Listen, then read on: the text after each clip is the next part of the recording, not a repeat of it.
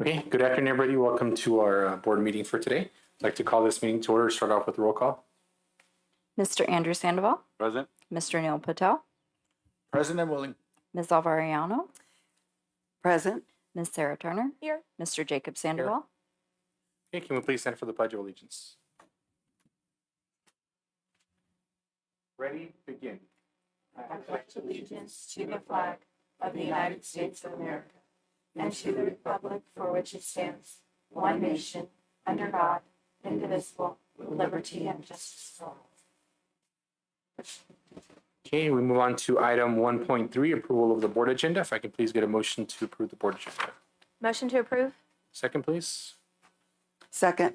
Okay, roll call. Mr. Andrew Sandoval, Aye. Mr. Neil Patel, Aye, Captain. Ms. Alvariano, Aye. Ms. Sarah Turner, Aye. Mr. Jacob Sandoval. Aye. Motion passes 5-0. Okay, today on closed session items, we have 2.1, potential litigation under Government Code Section 54956.8 and 54956.9. We also have item 2.2, public employee employment slash release slash complaint under Government Section 54957. And we also have item 2.3, conference with labor negotiators under Government Code Section 54957.6. Do we have any public comments regarding closed session items? No, we do not. Okay, thank you. Can I get a motion to adjourn to closed session? Motion to adjourn? Second, please. Second. Okay, roll call. Mr. Andrew Sandoval, Aye. Mr. Neil Patel, Aye, Captain. Ms. Alvariano, Aye. Ms. Sarah Turner, Aye. Mr. Jacob Sandoval. Aye. Motion passes 5-0. See everybody afterwards.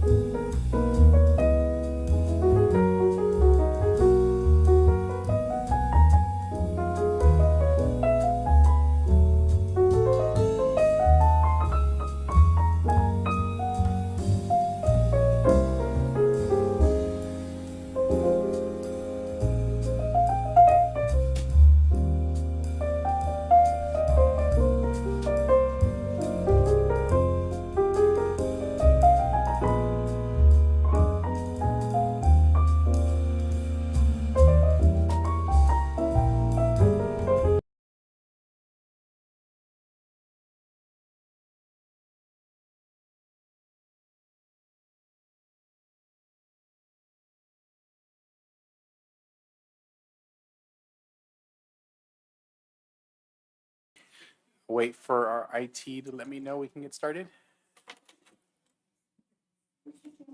Okay. Okay, we'd like to reconvene back into open session. During closed session, the board took action on these items: approval of promotional, probationary release, and assignment of employee number 160484, effective April 29th, 2022. The vote was 5-0. The approval of the appointment of Anthony Morales as middle school principal for John Gutierrez Middle School, effective July 1st, 2022. The vote was 5-0. And do we have them here? Oh, there he is.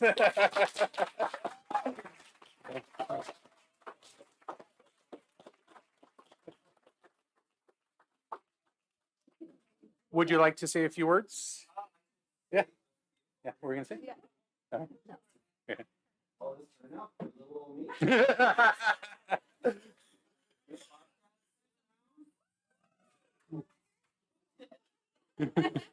just really excited to be here. Thank you, President Sandoval and Superintendent Alderman. Yeah, I'm very excited. My first site leadership. I've been an admin for a few years, from starting as a substitute teacher, as a classroom teacher forever. Thought I'd never not do that. Went into admin, instructional coaching, teacher leadership, PLC leadership. Yeah, and now this. I think I'm really excited. I'm ready. I'm stoked to be a part of the family, and if this is the kind of membership and community that you guys have, I think it's great. My email signature since I've been an admin has been no one of us is stronger than all of us together, and that's how I aim to lead. So I love your shirts, and yeah, thank you.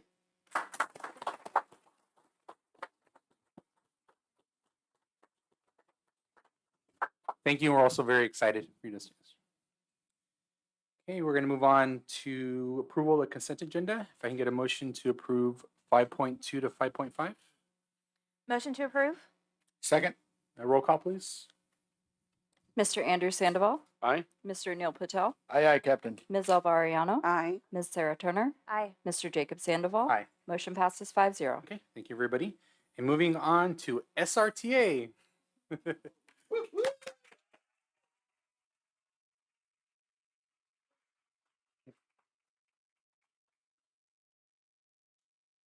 Okay, hello, I'm Jamie Gandara, just in case anyone didn't know.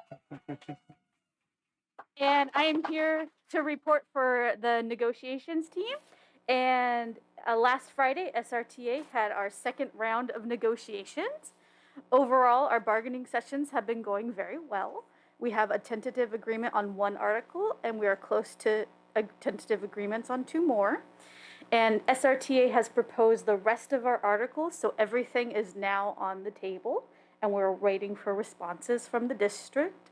And that's why our teachers are here, because we are all in support and everyone is together this year for our negotiations team. So as you can see, we have, gosh, probably close to 100 of our teachers here and more just coming, standing outside.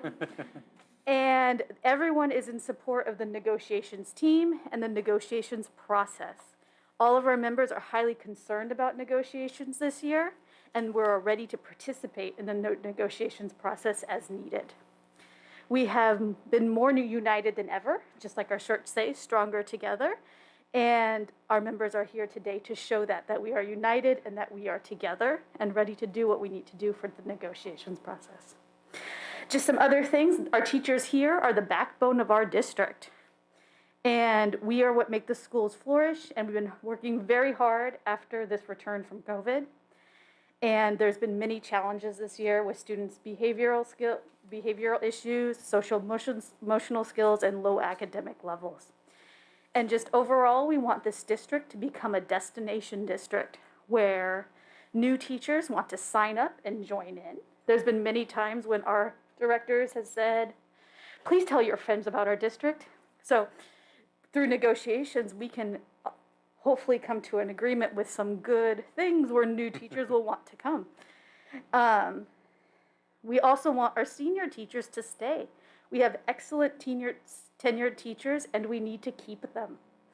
Hopefully this year through bargaining, we can make our district more desirable to future teachers. And with everyone working together, the little district that can and does will continue to be truly great. I'm done.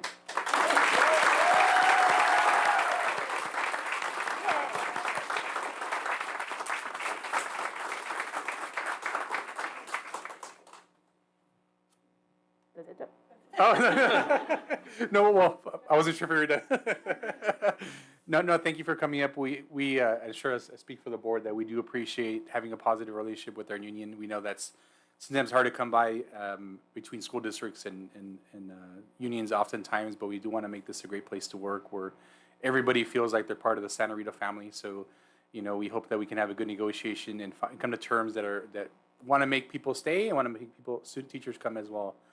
To our district as well. So we thank you for coming in numbers and showing your support. We don't get to see a lot of the faces that teach our youth. I grew up in the Santa Rita district, and so you're teaching the future leaders, who will help our community out. So I greatly appreciate you guys, everybody showing up to our meeting. I don't know if anybody from the board would like to say anything else. Yeah. First of all, I just want to say, we love you. We respect you. We want to support you every which way we possibly can. You are the true superheroes of Santa Rita District, and we never forget that. Our number one priority is to make sure that we have the best staff, period. And, many board members who have been here for many years, we inherited a board that was difficult and had a lot of issues regarding pay and such. And, we all made a pledge many years ago and that we wanted to be the most competitive and highest paid if possible, within our community district. So, we're continuing on that goal. That's the best way we can show it to you. And by building our community, showing you what you're worth and providing long-term benefits, that are sustainable. So all I can say is, let the negotiation play out. I just want to say once again, you are very valued in this district. We can't do this without you. We've had many difficult years so far, 2 years, and it's because of you and your hard work that we've been able to get through it. So, I don't want you to think that we haven't had one board meeting where we talked about the great sacrifices and struggles you have went through and the dramatic challenges you've had that no other teachers have faced. So I'm not sure how much information gets back to you, in terms of how you think we as board members feel about you, but rest assured that each and every board member here, has our priorities correct. Thank you very much. And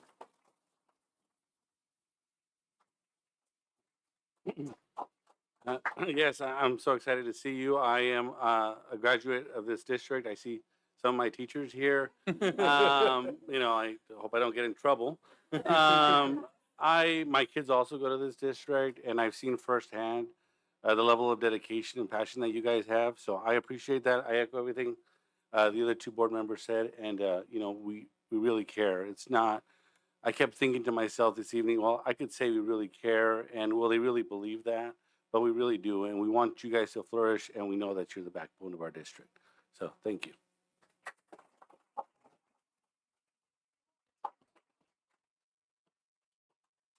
Okay. You're welcome to stay if you like, but if not, we understand too, just in case people want a moment to kind of leave or whatever you guys want to do. But if you want to stay, awesome. Dude, is there a taco truck outside? No. Is there food? Is the taco truck here yet? Where's my taco truck? Hi. I got to see that. I wanted to say it's so good to see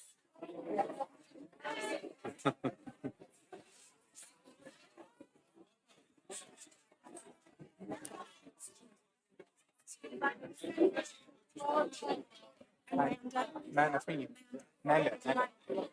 You're welcome.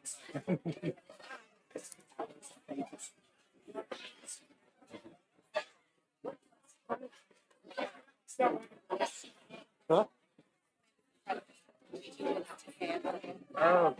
Oh, that's the one. Oh, yeah.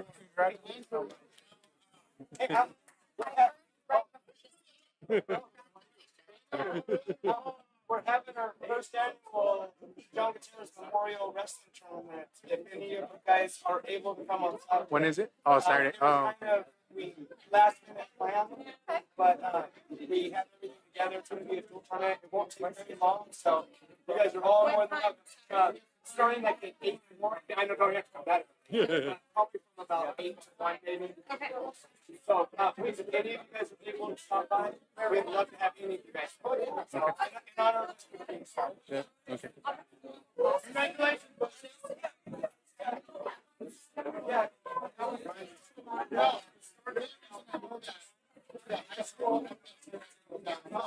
Uh,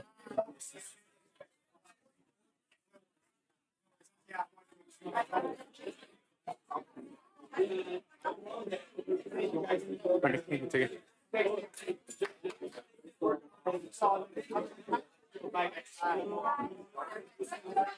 Huh? Now they're rearranging this chair. The chairs, I know.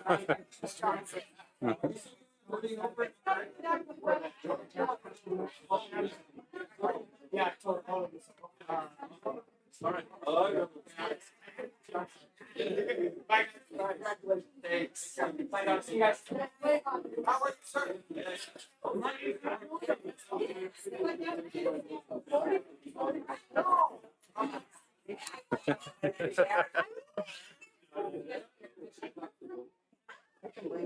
I was gonna say, feel free to scoot closer. You'll see. I know, Yeah, that's what I'm looking for. No. It's been a long time.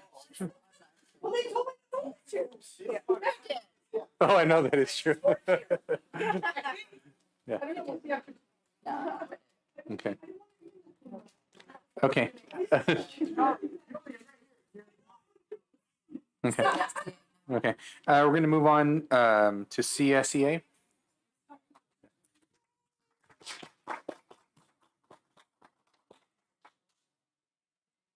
Good evening, everyone. My name is Juana Casillas, and I am the CSA president. And I'd like to start off by saying that some of our special education paras attended a safety care behavior training on April 18th and this past Saturday. So we would like to thank Melanie Grundy and the safety care trainers who were there for putting this training together. And for those of us who did not attend this training, we look forward to the next offer training dates.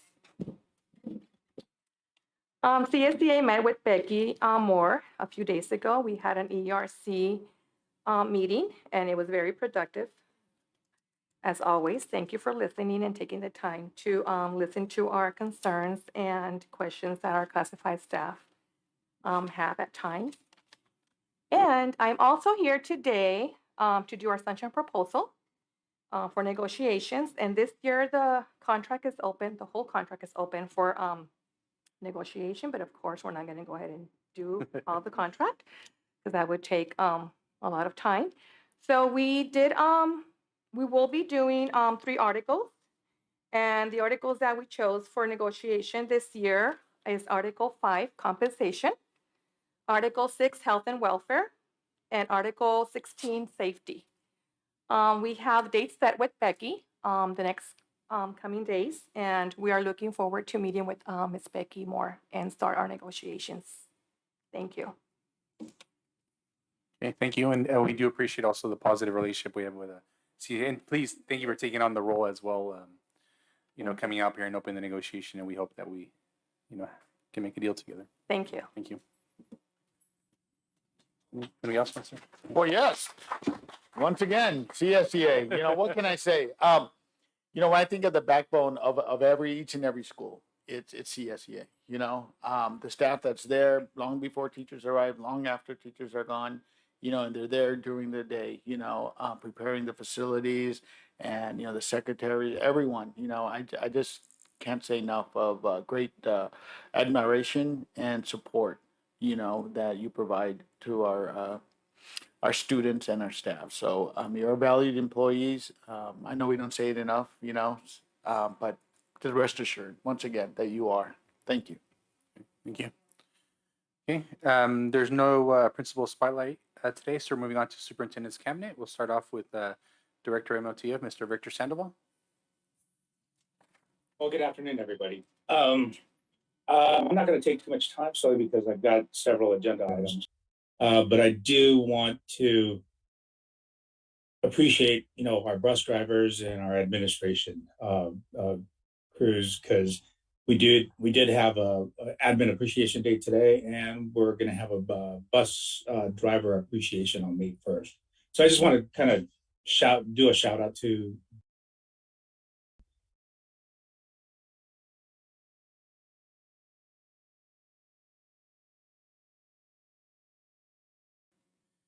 Moving on to Director of Nutritional Services, Mr. Chuck Helm.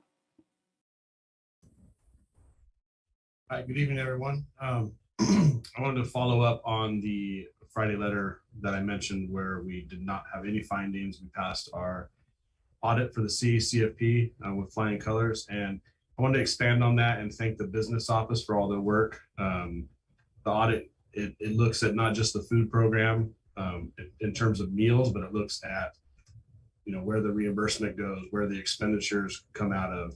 And due to the business office having all their ducks in a row, that was part of the reason why we passed. I also want to thank the ACES coordinator, Elizabeth Vasquez, and her team at Santa Rita. I'm not there every day serving the meals, and they are. And so thank you. The meal observation went great as well. The auditor said that it was a well-oiled machine the way they have the kids coming and getting the meals. So, and then lastly, our staff here at the central kitchen, myself, Maria, the three ladies in the kitchen, Maria, Alma, and Rosa, and then our drivers, Jose especially. So thanks. It's a team effort, and first time that I personally had an audit and not had any findings, and I'm very thankful for them. So it's all for me. That's great news. Thank you, and thank you to your team. Looks like they're doing an awesome job. Any questions or comments from the board? No? Okay, thank you for the update. Moving on to Chief Business Officer, Ms. Rosa Zumudio.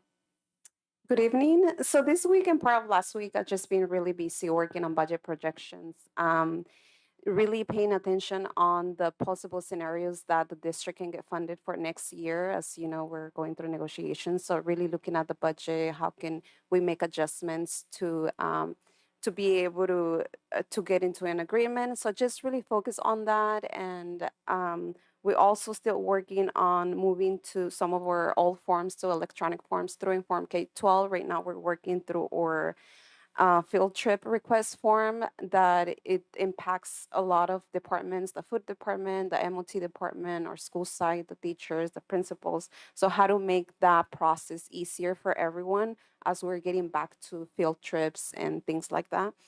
And we're looking forward to hire our new account clerk. As you know, we're still short staffed. So hopefully by next week, we can start the interviews. So really excited about that. And that's pretty much all I have. Thank you. Okay. I know one question I have, and I know things are kind of up in the air. I had done like a budget workshop, and they were talking about the way they were going to fund the districts as far as previous ADA or 3-year average. Yeah. Because I know that's going to affect as far as negotiation, how much money we're going to have next year. Right. Has there been any word as far as which way and if they fund us one way versus another, how does that impact our funding? Yeah, so we are having our May budget revision in May. So we're gonna get more information in May. However, the final word, it's not done until July after the state signs the budget. So there is a process, and this is really looking on how we're gonna get funded on the next year. So yeah, we're gonna get more information in May with the May revised budget. But the final budget, when they sign the budget and they really tell us what it is not until the end of June, hopefully, but for sure July. And that's usually when we work on our 45-day budget revision. And as you know, the last years have been really crazy because they say something in May, and because of COVID and all the one-time funding, they totally change how we're going to get funded by the time that they sign the budget. So it has been really inconsistent. So this year, we really don't know what's going to happen. So we're still waiting for more information. So pretty much whatever they come out with May, you try to plan around that, and then July comes around, it's like, nope, Yeah. we're going to do something Yeah. completely different. Yes, and that has happened on the last 2 years, 3 years that we were required to do the 45-day budget revision because it was totally different. So we could go potentially from a deficit to a surplus or vice versa, just depending on the revisions that get done. Right. Just to give you an example, with COVID-19 started, they were talking about a lot of reductions. And then when they actually signed the budget, it came out the other way, but it can go either way. So it's been very inconsistent the last 3 years for sure. Okay, thank you. Any questions or comments from the board? No? Okay, thank you. Moving on to Director of Special Education and Student Services, Ms. Melanie Grundy. Perfect. That's me over here. Well, special education is just trying to fit in all the assessments before the end of the school year. So teams are doing their best to hold all the triennial IEPs as well as the initial assessments that we've had coming in. There's more than usual just because of COVID and getting back in person. So we're having students that maybe would have qualified last year, right? We're really just trying to make sure we're getting all those students assessed and placed correctly for the upcoming school year. Prepping for Teacher Appreciation Week and just making sure we're visiting classrooms and celebrating just all our amazing staff. So have lots of site visits calendared for next week and just excited to celebrate our teams and just the amazing work that they're doing. Hiring, the HR team and Becky have just been amazing, recruiting and getting weekly interviews on the calendar. So just continuing to recruit and interview and just being, selective with who we have come join our team and, making sure we have all the right folks on our team. So working on that. We had our second part 2 safety care training last Saturday. So we officially have 19 staff, special education staff trained in safety care. And I got together with the team today and we officially registered them on the safety care website. And then we're just looking at dates for future training so that we can get the rest of our teams trained. So we're looking at the last 2 days just right after the school year ends. And then 2 days right before the school year starts off, and then a couple of other options or opportunities in August. Because again, the goal is to get all of our special ed team trained. That includes teachers, SLPs, paraprofessionals. And then we've been collaborating, just wanting to make sure our van drivers that do drive some of our special education students are also trained and supported.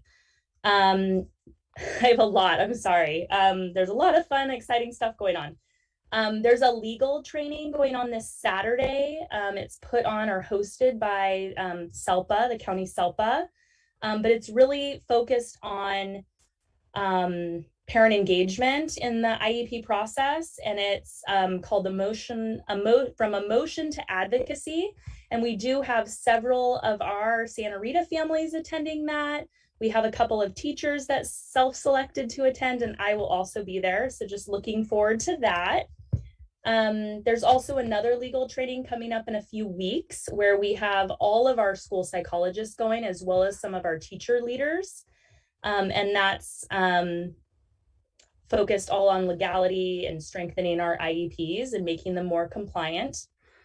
And then we're just working on summer school. So really working with reaching out to families, getting them signed up, partnering with transportation and figuring out who needs transportation and what routes they would be on.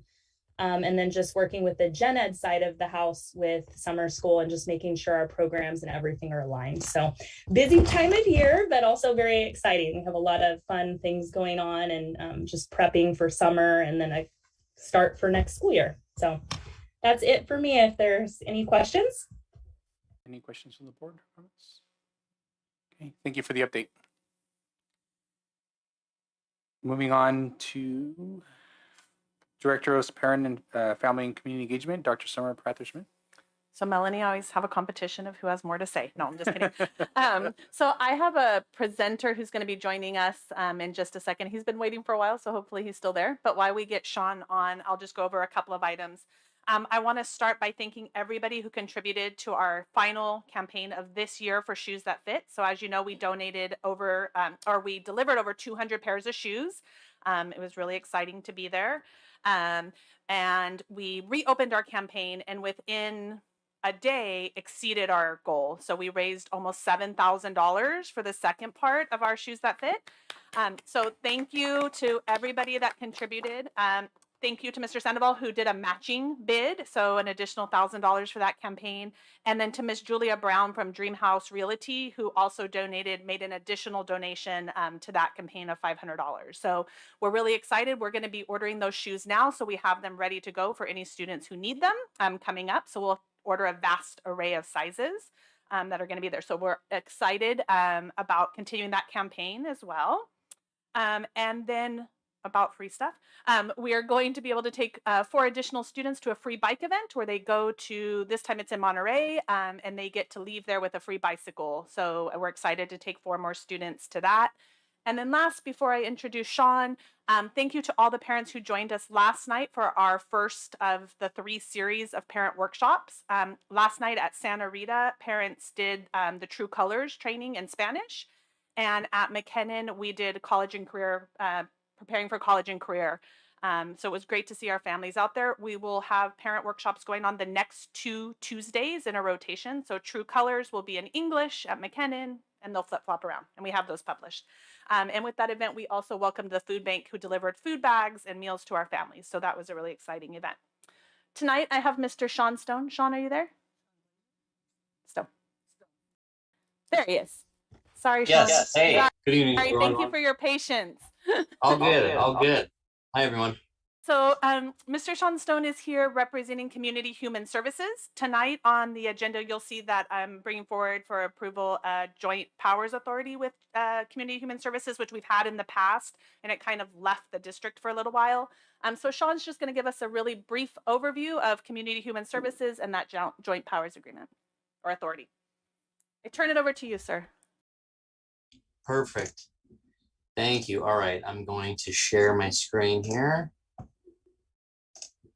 Is that working for everyone? I see a couple notes. Okay, cool. So hi, good evening again. My name is Sean Stone. I'm a senior program officer with CHS. And I'm going to be giving an overview of all of our programs and what we do. I'm going to try to keep it brief. I know we have a lot of programs, so if I end up going a little longer than you guys allotted me for, feel free to just say speed it up, okay? So our agency has been around for over 50 years, and we have 3 main pillars of programs. We have mental health services, substance abuse services, and homeless services. All of our services are provided at no cost, Medi-Cal, or sliding fee, and all of them are confidential. So joint powers agency members. So basically our board of directors is made up of JPA members, which is just elected officials and community members that are participating in the board, and they are the voice or liaison between their entity and CHS. So everyone on our board is from the city of Carmel, Delray Oaks, Marina, many different school districts, including Santa Rita. So there is a modest financial contribution to support the agency, but really the purpose is, while their involvement on our board is able to be in communication and help steer and direct the services that would ultimately be affecting their district or their school. So some agency metrics. Our annual budget's $8 million. We have approximately 100 employees, most of them full-time. The population that we typically serve is low and very low income residents of Monterey County. 3,500 people served annually, and our funding sources are primarily through contracts with behavioral health, probation, social services, community action partnership, various schools, different grants, private fees, and private donations. So I'm going to dive into the programs, but what I do want to mention is that Our largest programs are Family Service Centers, which is our hub for our mental health services, Genesis House, our residential drug treatment program, and Off Main Clinic, our medication assisted treatment center for opiate addiction, are all CARF accredited. And all of our programs utilize evidence-based practices to help bolster the efficacy of all the programs. So diving into our substance abuse services, the way I like to describe whether substance abuse or even mental health services are the most intensive, if you're familiar, the most intensive type of service or program is, let's say, like a hospital setting where it's round the clock care and you're there all the time. The next step down would be a residential or a skilled nursing facility, like a residential drug treatment program where people are living there for a certain amount of time, 30, 60, 90 days. Then from there is a partial hospitalization program where somebody's there for 6 hours a day, kind of like a full-time job, 6 to 8 hours a day. Then intensive outpatient where they're there for 3 to 4 hours per day, more like a part-time job. And then outpatient, which is like individuals who attend therapy for an hour, once a week or a couple times a week. So I mentioned Genesis House, but it's a residential drug treatment program. It's in Seaside, and it's a unique program that it actually houses co-ed. Most residential drug treatment programs are either specific, for men or for women. It's co-ed, and it actually has a special program for parenting and pregnant women. Our drug and alcohol intervention services for youth, that's based in Salinas, and it's for 13 to 18-year-olds who are at risk. They also have a parent support group, and most of the referrals come through truancy court or probation. Sonoma House in Seaside and Elm House in Seaside are transitional sober living environments. Off Main Clinic, I mentioned before, is a medication assisted treatment center for opioid dependent adults. We typically have foot traffic of 150, 175 clients coming in there every day, but our census is about 240, 250. Our outpatient treatment centers in Salinas and Monterey, those are for drug and alcohol addiction, and it's outpatient counseling groups and individuals. And our substance use prevention program is a counseling program that's based in, we're actually working with a few schools right now, but we have counselors based in specific schools, high schools, middle schools. Right now, I know we have King City, we have a lot of schools in the Salinas Union High School District where we have a counselor based in the school and they provide one-on-one counseling and groups specifically for substance abuse, anger management. We developed a vaping curriculum because within the recent years, vaping has gone up significantly with the high schools. So, and they also work with intervention specialists and other departments within the school. As for our mental health services, we have two main hubs, which are based in Seaside and in Salinas. And the family service centers consist of outpatient mental health counseling, so therapy program. And we also have a supervised visitation program for non-custodial parents to have interactions with their children when there's a custodial battle for custody. Domestic violence and anger management program. This is a unique program because it's actually for perpetrators of domestic violence rather than the victims. Most of the clients who come through are required through probation or parole. We have a parenting education program, and many of the clients are referred by social services. As for our homeless services, we have a transitional supportive housing program that's in Monterey, and it's for 18 to 24-year-olds. And while they're living there, they're able to get case management, life skills education, get referrals to mental health and substance abuse treatment. And the goal is for them to stabilize their income and their vocational goals so that they can find more permanent housing. Casa de Noche Buena is a program that we just opened about a year ago, a little over a year ago. It's in Salinas, and it's a low barrier emergency shelter for single women and families with children. And there we provide comprehensive case management, housing navigation, referrals, employment assistance. But again, the main goal, as it's technically an emergency shelter, is for them to bolster their mainstream benefits, stabilize them with their mental health or substance abuse treatment, and really get them housed into permanent housing. We have a street outreach program that's based in Salinas and a street outreach program that's based in Monterey, and that's for runaway and homeless youth, so youth up to the age of 24. We provide them with case management and also clothing, food, water, hygiene products. And also on site, there's a drop-in center to be able to provide them with life skills education, access to computers, laundry services, things like that. We have a youth shelter that's an overnight emergency shelter for 18 to 24-year-olds. And in the very near future, we are going to be opening up another shelter. It's going to be based in Monterey, and it is going to be very similar to Casa de Noche Buena because of the success that we've had. It's I believe between 60 and 70% of the clients that we've had go through Casa de Noche Buena, we've been able to permanently house.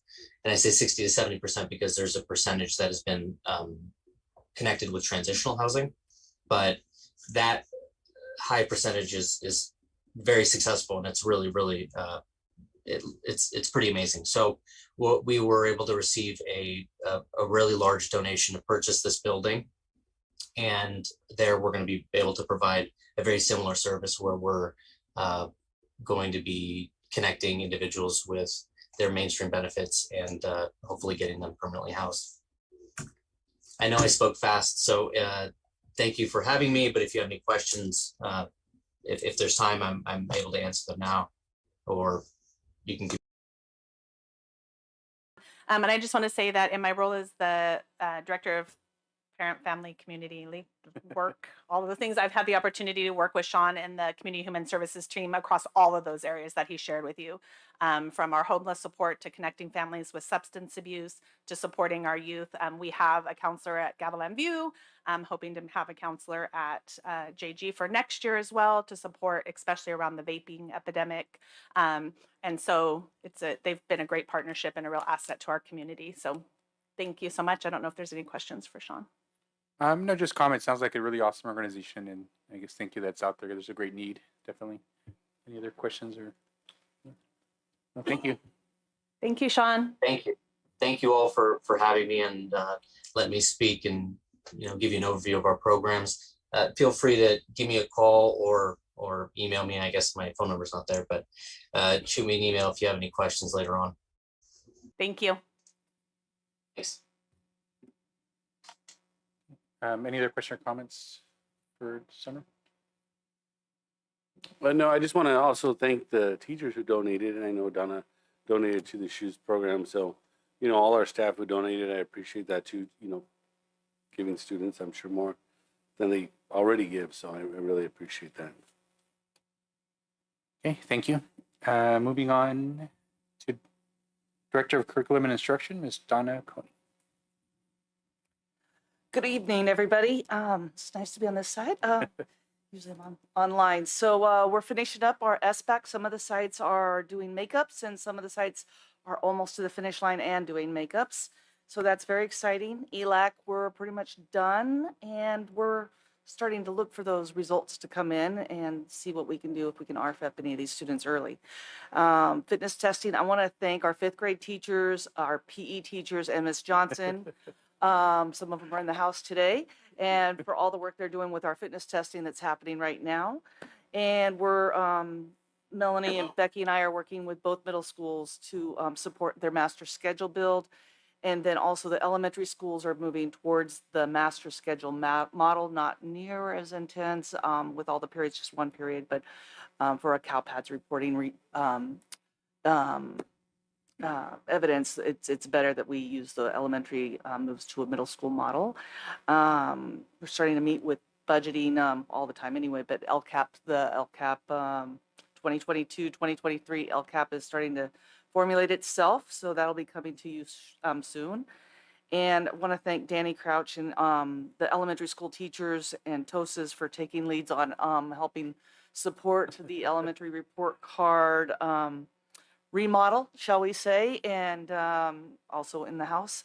So really exciting to see all the different input that's going in and starting to get some drafts. So we'll be meeting next week just to talk further about that and hopefully get these better aligned and then start also talking about elementary schools putting their grade books in the school information system so parent portals can be more accessible for parents.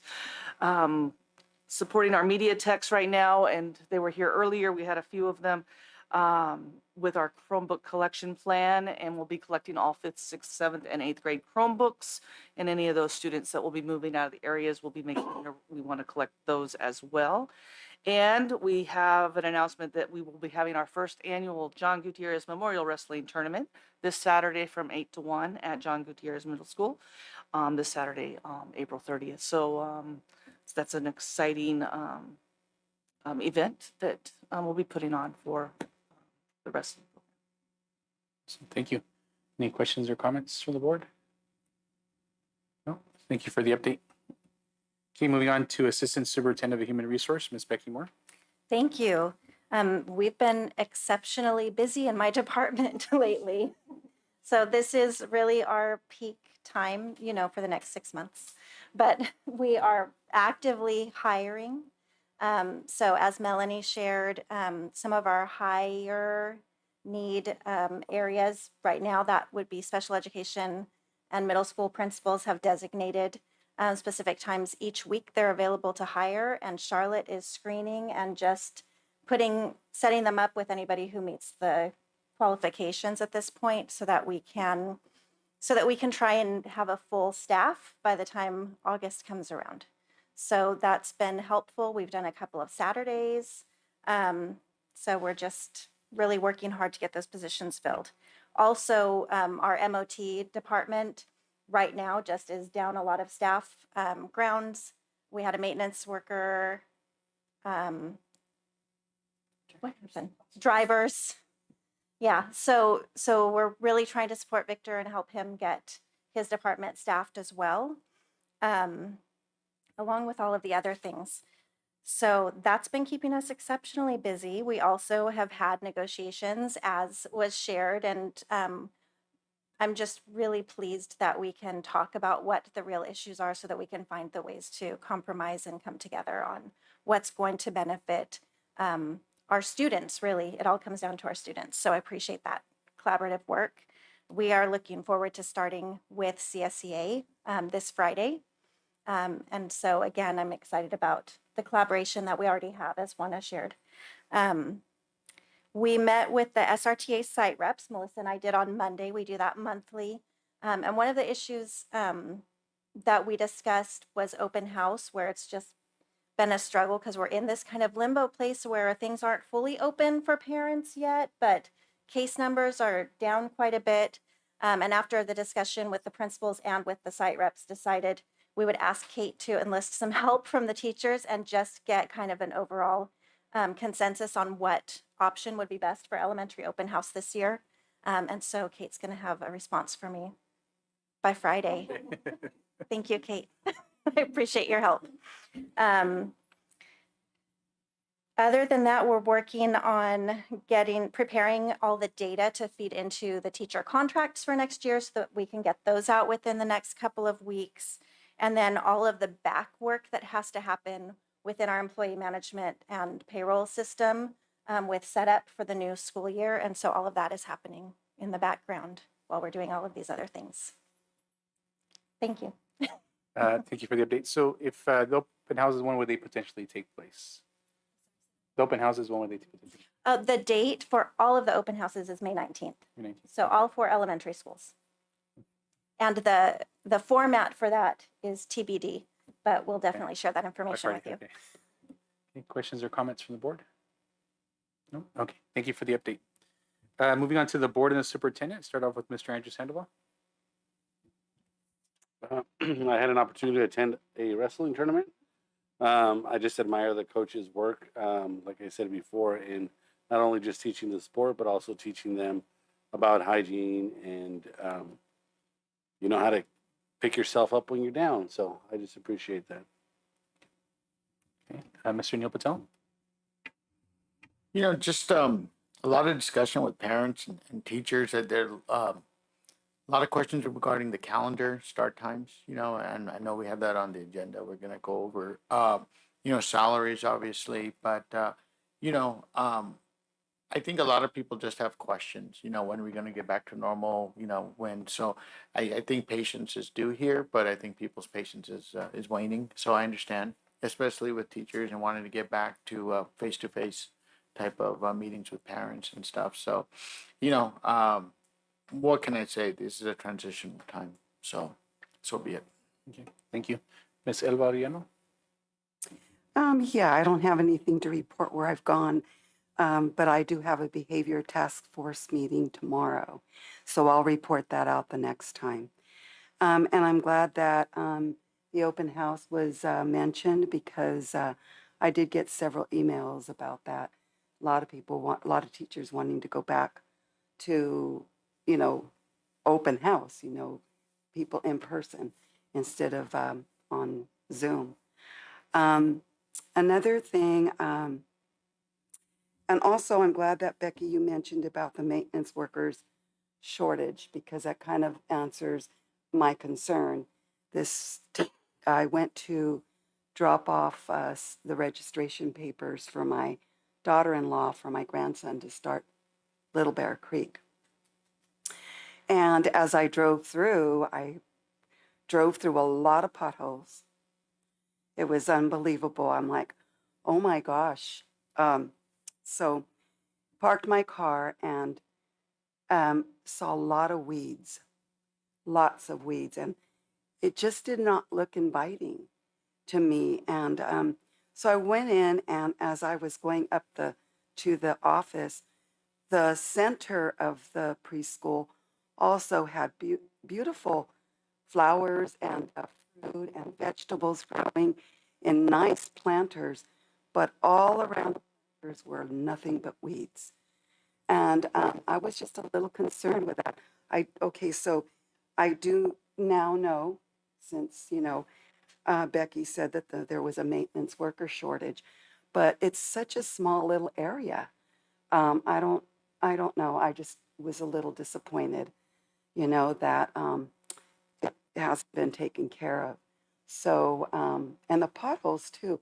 So, maybe we could talk about this a little bit later on, or maybe we could meet or whatever. But I was truly disappointed because it didn't. There's a big sign there saying Little Bear Creek, but we need a bigger sign. We need more to invite the parents but anyways. But now, okay, so there's a shortage, but like I said, it's a very small little area, and I don't understand. I'll go out there. I'll go out there and maintain it. Or I can get high school kids to go out there and do, something with it out there. But anyways, but on a very positive note, the staff there was wonderful, very great. They were very cordial. They were very professional. They have a fabulous little garden going. They have a beautiful playground out there, really nice playground. I was just amazed at that. And it's a big playground. So, but if we can get everything else taken care of, it would be so much nicer for the children to come to school looking at a lawn and not weeds. So, And Although I just wanted to share with you, we've partnered with AmeriCorps, and they do their day of service out there helping with yard cleanup. So they did one about 2 months ago, and so they should be coming out again to kind of support, because we know that there's been a shortage of maintenance workers. So just know that we're partnered with AmeriCorps, and that's what they're doing. Their community service time is at Little Bear Creek, supporting with outside support, clean up the gardens, replanting, weeding, Right. fertilizing, and all of that also. Yeah, and it was really nice to meet the director, Aaliyah, and Vanessa. They were very, very nice. And I did not ask to have a tour of the place, but they were gracious enough to say, come on, let's take a look at the place. So they were really good. But okay, thank you. Ms. Sarah Turner? Thank you. I messaged Donna today that I'm not going to be at the elementary report card meeting on Monday because I am double booked with Monterey County School Boards Association, and I realized that I couldn't do that back to back and actually be able to speak or talk to people. So I had to make a choice there. But I am looking forward to the curriculum council coming up after that. And I'm always incredibly grateful for all the hard work of everybody in this district, but I particularly tonight wanted to say thank you to Rosa, because I really saw it in her presentation to us earlier, and I'm just always grateful for everybody's hard work. Thank you. Okay, thank you. I was fortunate enough to attend the shoe giveaway. It was a very awesome experience to kind of hand the shoes to the kids and how excited they got, and kind of makes a little teary-eyed in a sense when you would see their shoes and sometimes how worn they are and stuff and how excited they were. I felt bad for some of the kids that their shoes didn't fit, and then we had to order, but they were so concerned of like, but I'm still getting shoes, right? And I was like, oh, I felt like, can we go somewhere and get one right now?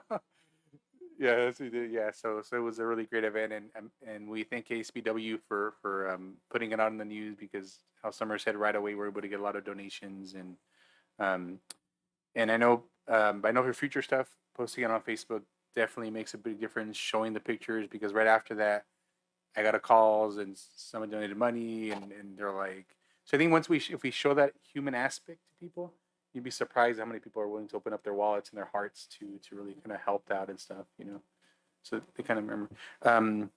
I also watched the attendance video or workshop that was done with the parents. I thought that was pretty awesome to kind of keep parents informed of all the different steps and the importance of attending. And Sarah and myself and Superintendent Elbring, we attended a 2x2 meeting with the Alsal District, trying to get an idea of the different developments that are going up in Salinas. And, we all get impacted. They're trying to do what's best for their district. We're trying to do what's best for our district. So I do appreciate having that meeting kind of calibrated a little bit. And just want to say to the community and everybody who donated, thank you very much. I think that excitement helps others get excited about stuff. And so I think that kind of keeps a good momentum kind of going, and they get to see what are the great things that are happening at the Santa Rita district as well. So thank you. Okay, moving on to Superintendent Elderman. It has been a busy couple of weeks. I could say it's been a busy couple of years. Yeah. Becky mentioned to me the other day that we had 24 school days left, and I was like, what? And then I had to look at the calendar and go, oh my God, we have 24 school days left. It's the last couple of years have just been like a really long year, and you know. And so it was one of those where we're in that strange place, and Becky mentioned it, where we're closing out things for this year, but gearing up things for next year. And I know, like Donna, rolling over the SIS, and all the rollovers have to take place at the same time. And so every department's sort of battling that. And getting ready for our end of the year activities. Hold on. Quick save there with the microphone. Thanks, Sam. And so we've got our promotion things coming up. We've got our open house, Chromebook collections, all of those things on our calendar in these last 20-something days that we have left. Working with Chuck on getting an all-staff invitation out for an end-of-the-year barbecue. And of course, we'll give that information to you all in case you can swing by. And we'll most likely do that at John Gutierrez Middle School. Just simply, it's convenient for Chuck. And we've got some nice table seating under the shade area. So we'll get that out to our teachers. We've got our upcoming Teacher Appreciation Week and our Classified Employee Appreciation as well. And so those are some fun looking forward things. I'm going to stop talking about those things. I have a State of the District report, and I'll talk about a lot of this then. Our 2x2 meeting with Alice all went really well. Sort of framing out, it was nice to hear what's similar and what's a little different between the two districts and where we're at. So we have the WASP, the West Area Specific Plan. They have the CASP, the Central Area Specific Plan. And so a little bit of overlap in our experiences and where we're looking at moving forward. I'll give you guys a little bit of update with our State of the District report coming up. Thank you. Any questions or comments from the board? So Chuck is gonna barbecue some Chuck. Is that? Okay, thank you. We'll move on. Is there any public comments regarding non-agenda items? No, there's not. Yeah. Oh, sorry. Yes, there is. Oh, they can hear me. Yes. No, go to the microphone. It's so the people at home can hear you, Miss Johnson. They can see. We're gonna make you famous. Yeah, I know. Unfortunately. No, I just calling, just real quick, couple things. I've been on a couple of committees that are going on. I know we're gonna do, there's some things that are gonna be proposed about, I know the modernizations and new constructions and stuff, but it's with Gavilan View. And all I would like to do is have the board consider and keep in mind that we're down the road. I know our construction and our funding is going to come down the road, but to please keep in consideration that the monies that's going to be set aside for this right now isn't going to be the same value by the time we get around. That would please consider and keep it as an equity of facilities and what's available for our kids instead of a monetary value, because that money is going to change down the road. And I think that's important because we do hear about an inequity between the middle schools quite often. But it is what it is. And it is, I know we're going in the right direction. Takes time, takes money. But our money now is not going to be the same value when we start in our school. And I've been around, you guys all know that, half of you actually. And a lot of promises have been made to my schools, a lot. And a lot has not come through for us. So I'm just speaking on behalf, I wasn't going to, but I need to make sure the school is still as strong as it is. You guys have been here. We don't have the same things, we know that. And that's okay, they'll come, I know they will. But like I said, I need you guys to please consider equity in facilities, not in money on the road, okay? So I do appreciate that. Thank you for everything you guys have done. It's been a weird year.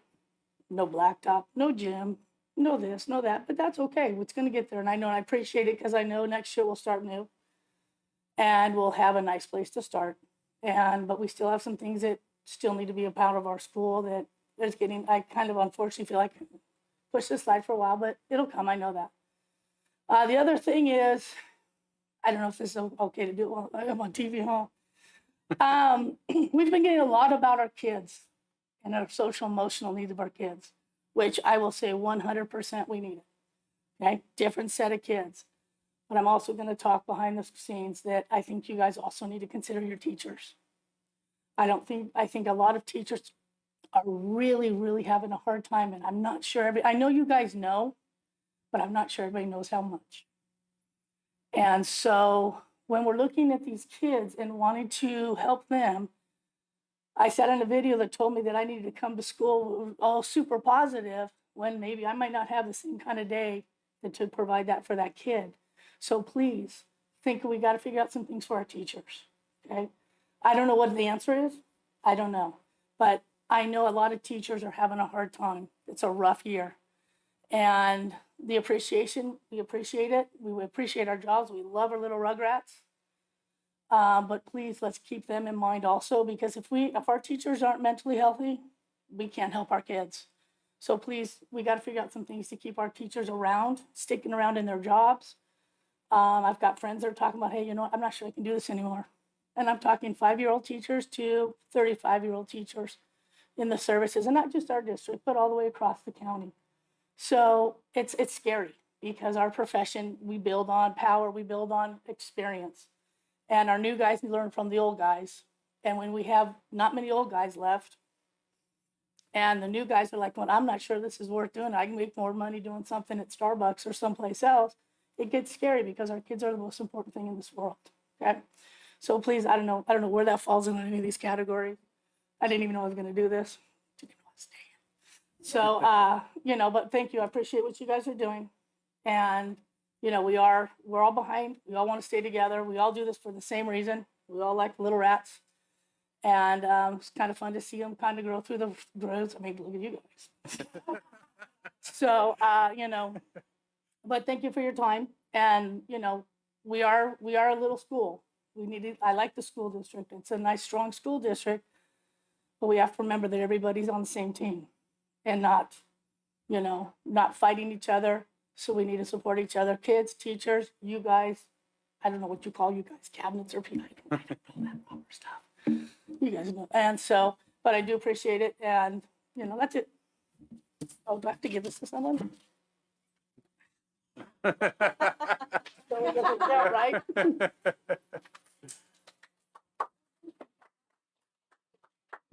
Thank you for your comments, Ms. Johnson. Is there any other public comments regarding non-agenda or agenda items? Oh, she's leaving. Okay. Okay. Okay. Moving on to 8.1, public hearing regarding the conveyance of an easement to the city of Salinas. It's 7:13. I'd like to open that hearing. And has there been any comments submitted regarding the items of the hearing? No comments. Okay. Victor, are you speaking to this or would you like me to? I can do it. Not a problem. As mentioned at the last board meeting, this is a 3-step process. This is something that we need to do for the city of Salinas. And at the last board meeting, you guys approved the intent to convey the easement. This is now step 2 of the process, and hopefully we get to the 8.2, which is the approval. So with that, I wanted to introduce Sean Bleiser with Lozano Smith, who's with us tonight, just in case there's any questions or concerns. Good evening, everyone.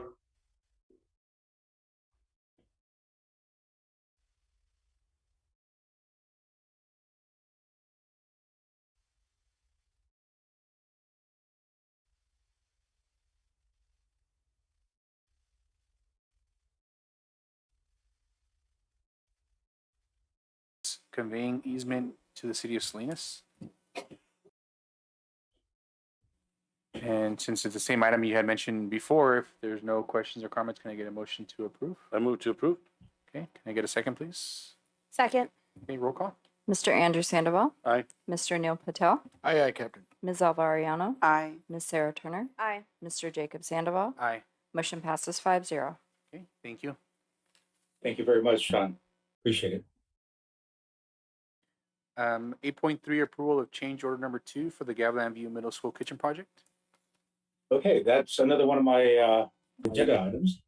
This is hopefully the last change order that we have. And this is the change order that I've been talking to you about. And it's kind of just adding some value to this project. I think the biggest dollar item on there is adding additional points of sale. So that's data communications and electricity for, the mobile food carts that are going to be situated outside of the kitchen underneath roughly where the basketball next to the kitchen is, the basketball hoop. It's all underground. It's all safe. It's all buried underground with floor boxes on that so that we could actually facilitate the freezers or the coolers and the salad bars to be able to be mobilized into the kitchen once the kitchen is completed with the daily tasks. A couple other items were just add-ons and just a small item from Division of State Architects, which made us switch a door, and just basically it was a recommendation, so we took it. Is there any questions in regards to this change order? Well, just a question, I guess, on the project, and thank you for the pictures, by the way, in the Friday letter. How does the timeline going in now as far as completion? The project is still on time. The unfortunate thing is that we're missing the long lead item, which is the stove and the warmers, or the ovens, the mobile ovens. But I've been coordinating with Chuck, and it seems like we're still going to be able to open next year, at the start of school. So we're going to borrow some old stove and ovens just to make sure that we can actually open. And then a week later, we should be receiving the new equipment, which will be installed and, fired up. Any questions or comments? So now can I get a motion to approve? So motioned. I second. Roll call, please. Mr. Andrew Sandoval, Aye. Mr. Neil Patel, Aye, Captain. Ms. Alva Ariano, Aye. Ms. Sarah Turner, Aye. Mr. Jacob Sandoval. Aye. Motion passes 5-0. Okay, thank you, everybody. Moving on to 8.4, presentation, new construction and modernization eligibility analysis. That's my item also. Tonight, I want to introduce Katerina Ponatova with school specialties, and she's going to make a presentation. Kat, are you going to be able to present, or do you want me to put up the presentation? I can do it if I can share the screen.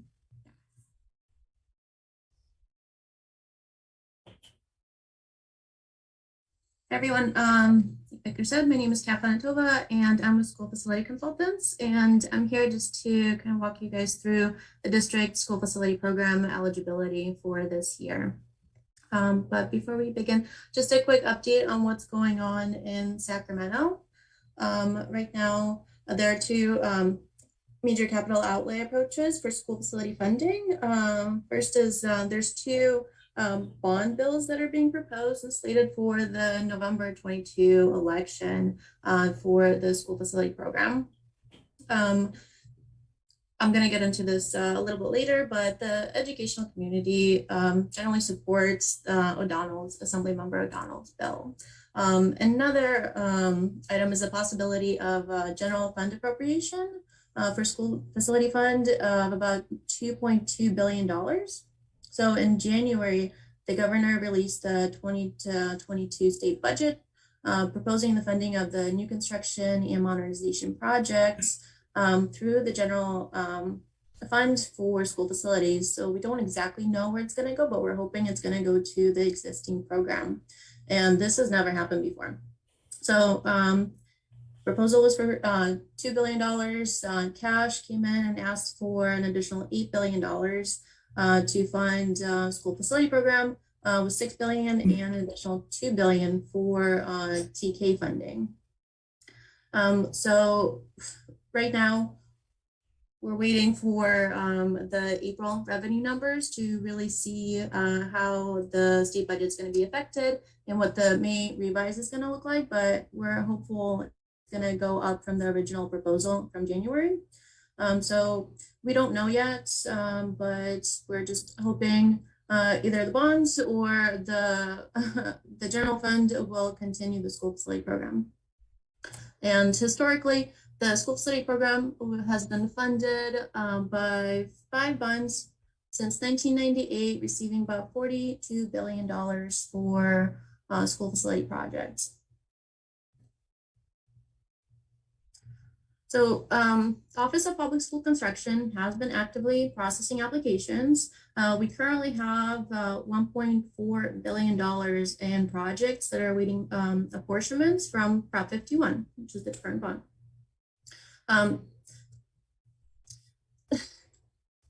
They're processing about $125 million in projects a month, but the state sells about $1.5 billion in Prop 51 bond funds.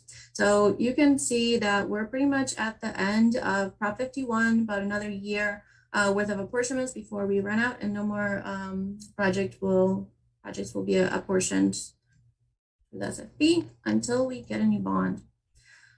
So the state is currently accepting applications for new construction and modernization projects. They're putting them on the Beyond Bond Authority list. So this list currently has about $3.3 billion worth of projects in line asking for funding. And this is all outside of Prop 51. So we encourage districts, if you have any projects that you're working on, to submit applications and get on that list, because historically projects that have been in line for funding have been funded from the new bond that came in. Don't want you to miss out. So the two bond bills that are being proposed is AB 75 and SB 22. So AB 75 is O'Donnell's bill. He's proposing $12 billion in funding. Not sure what the split is for K-12 right now, but this number is likely to change. So his bill is proposing to keep the program as it is currently, and we support it. The SB 22 essentially is what was proposed and placed on the ballot in March 2020 as Prop 13, and essentially did not pass. And that's proposing $9.5 billion for K-12, the remainder for college. So now we're gonna just walk through the districts, or how the eligibility for this program is determined. So first of all, modernization eligibility. That's based on the age of your district's facilities. So we take a look at each site, and buildings that are over 25 years old that are permanent and over 20 years old if they're portable, they are eligible for funding. So the way we calculate the number of grants essentially that you're eligible to request is by taking a look at the site two ways. So the first, we look at either the lesser of the capacity of the classrooms that are eligible at the site, or the enrollment that's been locked in at the site. Another option is to apply a percentage of your eligible versus non-eligible classrooms or square footage to the current enrollment. And so the bottom line is your eligibility for the modernization program. It's the grants that you can request, your pupil grants that turn into dollars. So the modernization eligibility is only updated when it benefits the district. So we're not required to update it unless you're going to get more funding. And the modernization eligibility is split 60-40 between the state and district shares. So based on our analysis this year, this is what we have for each one of your sites. So modernization eligibility is site specific. Of your 6 sites, 4 have modernization eligibility right now. McKinnon this year became eligible. So we're establishing a baseline, and we're coming out at $2.1 million. The other sites, I guess you can see here. So McKinnon, $2.1 million is what you're eligible to request from the state. The district would need to provide matching share of $1.4 million for an estimated project funding of 3.6. So that's what the state estimates the 371 pupil grants are worth.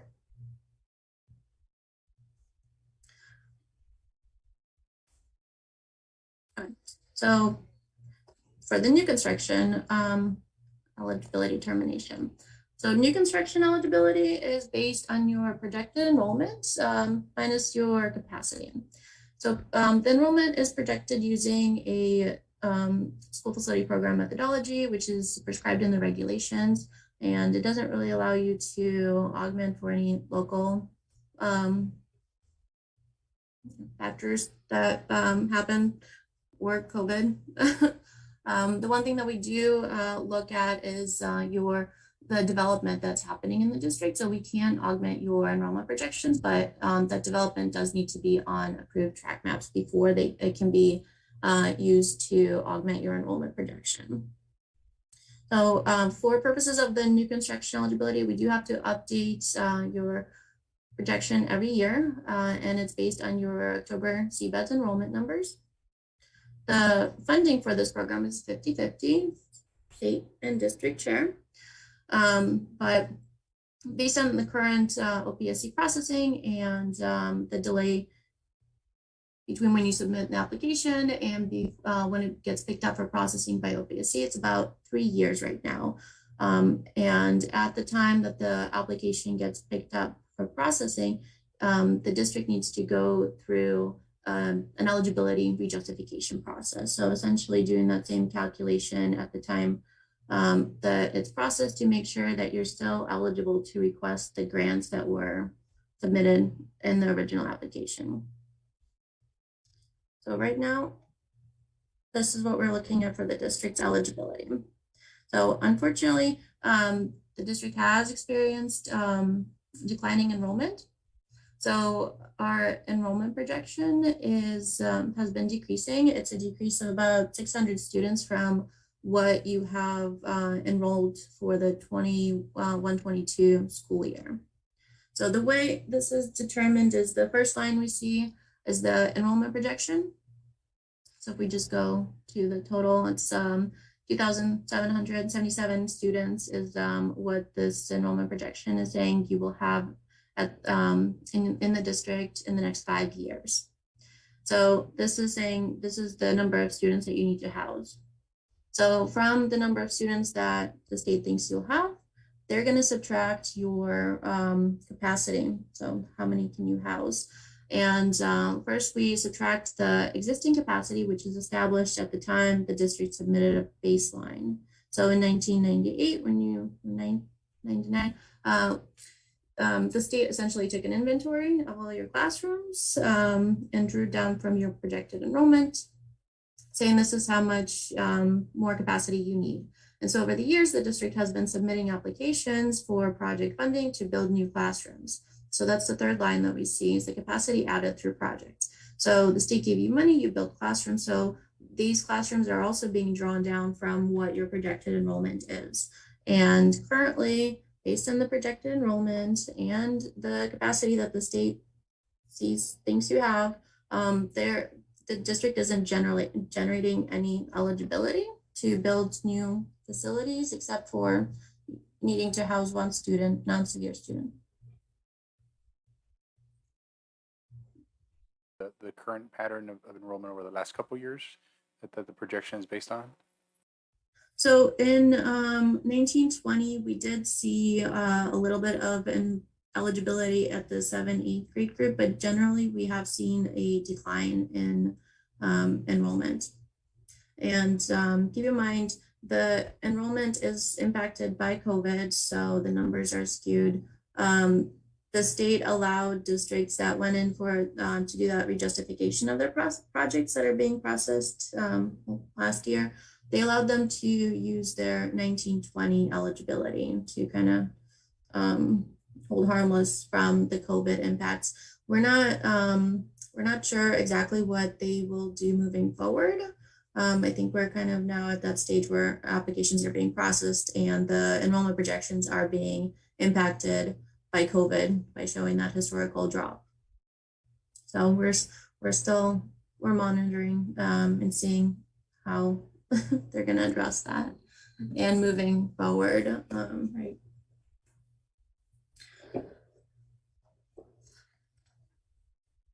And just last year, we also we showed about 13 students in the non-severe grade group needing capacity, so it's been declining. So in addition to the new construction and modernization programs, the SFB has other programs that don't require eligibility and can be accessed directly. So through a facility hardship program, the district needs to demonstrate that there's a health and safety threat to students and staff due to hazards in order to request funding to mitigate those hazards, either by rehabilitating the buildings or replacing them. The seismic mitigation program kind of works underneath the facility hardship program, but it provides funding for buildings that qualify as Category 2 buildings and at risk of collapsing in a seismic event. So these programs don't require eligibility. You get funded on the minimum cost required to mitigate that threat. The program also has a charter school facility program, which provides funding for charter schools for their building or modernizing their facilities. This program runs on funding round schedule. There's not a round open for the charter school program, and I believe we're out of money. There's also the career technical education program, but it only applies to high school districts, but it's just in here. Okay. Can you go back to the previous slide? For any, do any of our facilities fall under the facility hardship program? So we don't generally assess that. That would be something the district would need to bring to us. If you got a letter from the city or county saying that you can't occupy a building, or you need to, mitigate your water systems.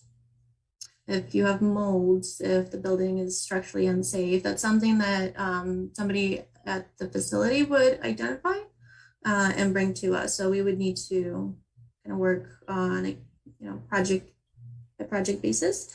In order to get funding for it, we do need a concurrence. Well, we need a specialist report identifying the threat and the steps needed to mitigate it.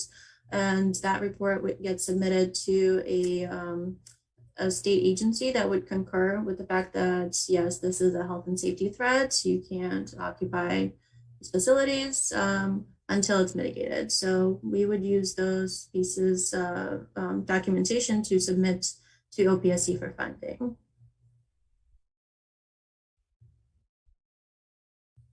If it poses a threat, so yeah, I mean, it depends on what the hazard is, I guess. And what's the funding availability and turnaround for something like that? The facility hardship projects, they move up to the top of the list. So they skip all the regular new construction and modernization projects that are in line, just because it is a safety threat. So they get funding priority. Okay, thank you. Mm-hmm.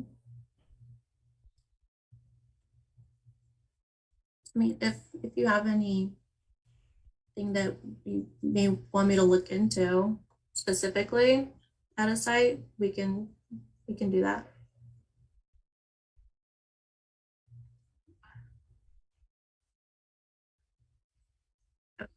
Now, funding through the modernization program. So modernization funding is available to modernize and update existing buildings and do site improvements to extend the useful life of the school facilities. So you can do projects, essentially anything that doesn't add square footage, like replacing your HVAC, roofing, painting, just interior,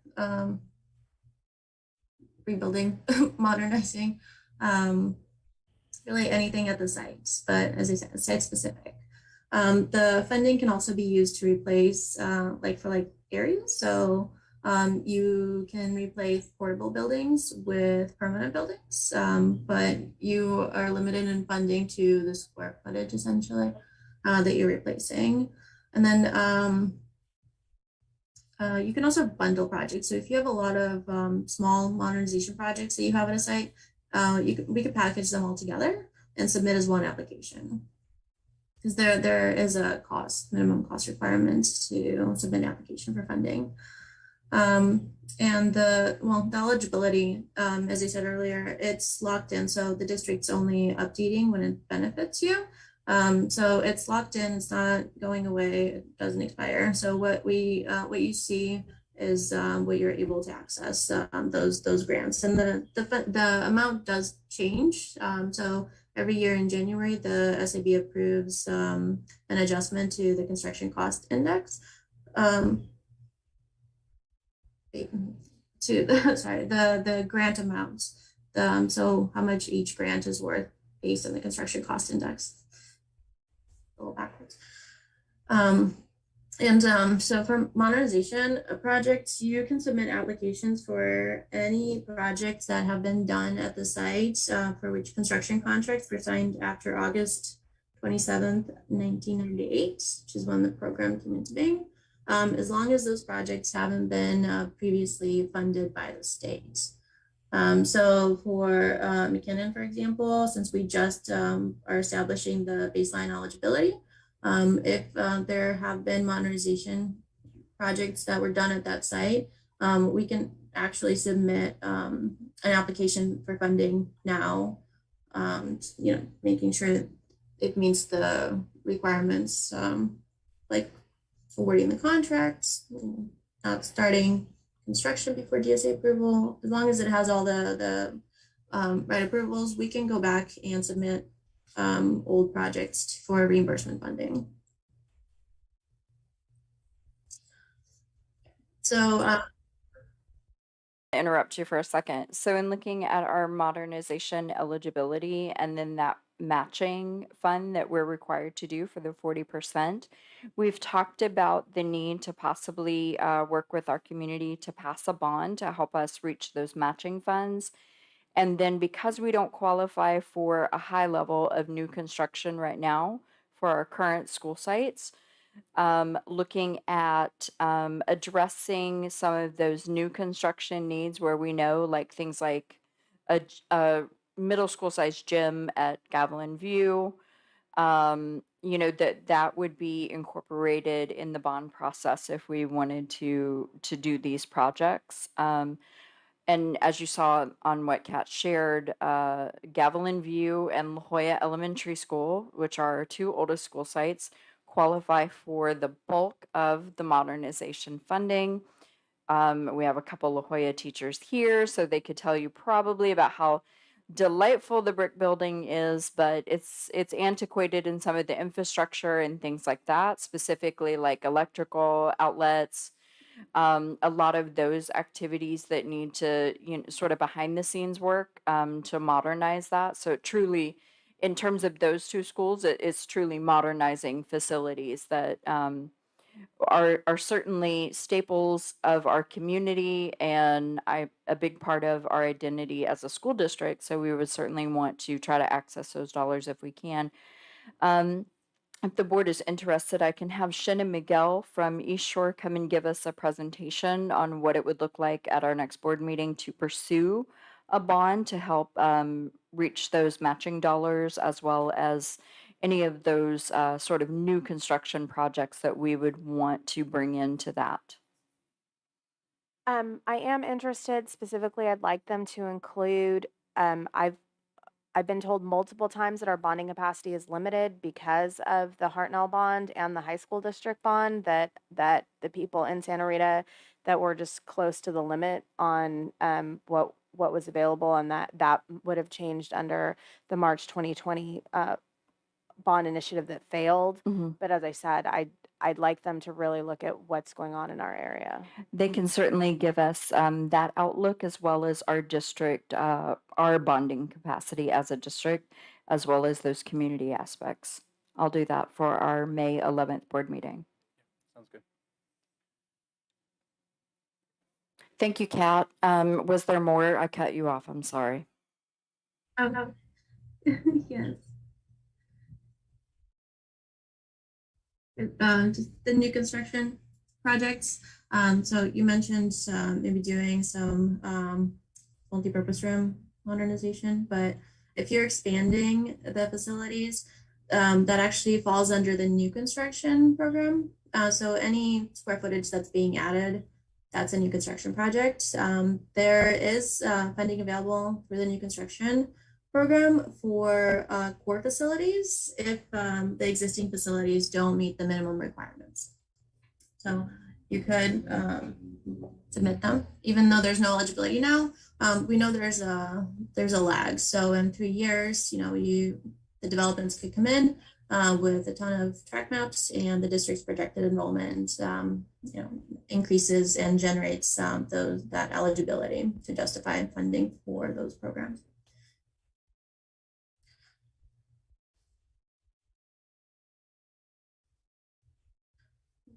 given that you're sorry. Well, given that your indebtedness is high, we may want to look again at submitting applications through the financial hardship program as well. Okay. So I mean, other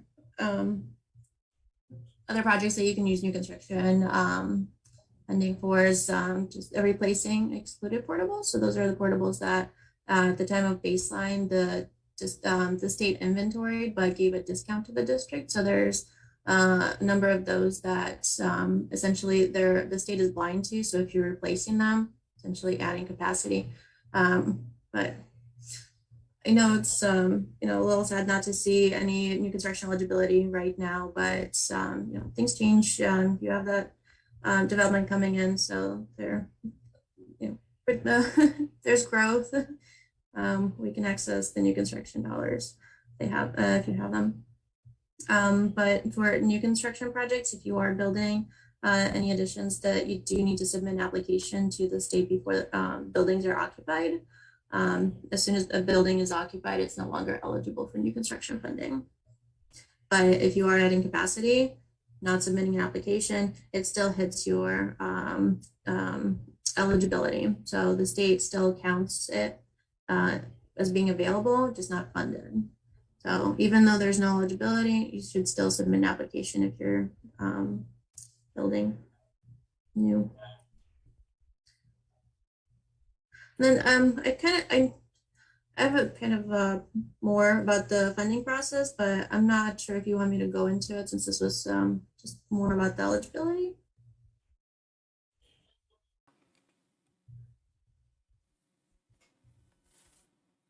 So yes.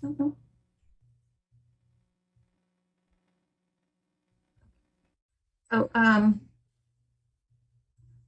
once the district identifies your eligibility and you figure out which projects you want to submit for funding, as soon as those projects receive DSA and CD plan approvals, we can file an application to the state. We are limited to only requesting the grants that we have eligibility for, and then we do need to make sure that we're meeting the 60% hard construction cost requirement. So of the total estimated project funding, 60% needs to be spent on hard construction costs.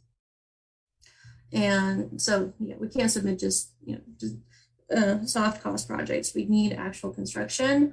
And then for new construction projects, we are limited to only being able to request the number of people grants that are being built in the project.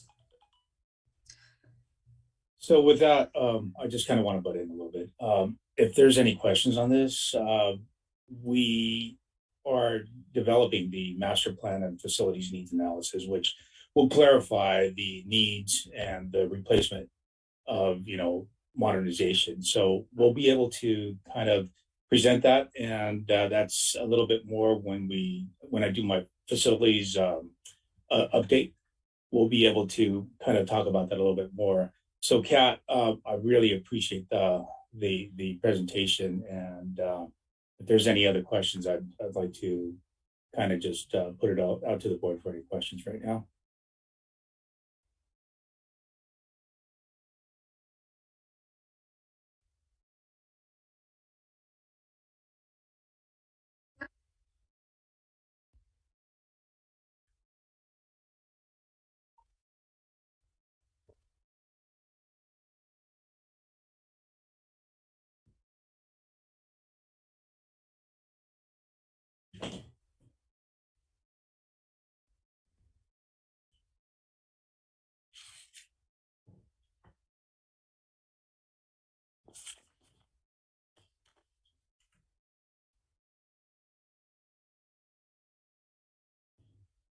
Thank you very much.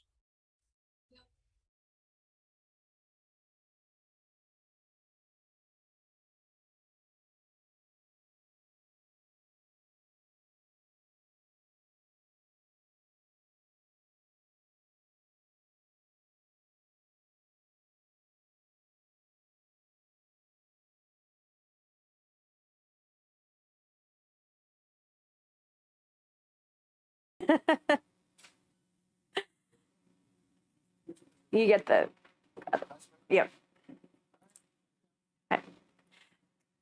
Santa Rita Union School District Board Resolution 22.04.07, National Teacher Appreciation Week, May 2nd through 6th, 2022.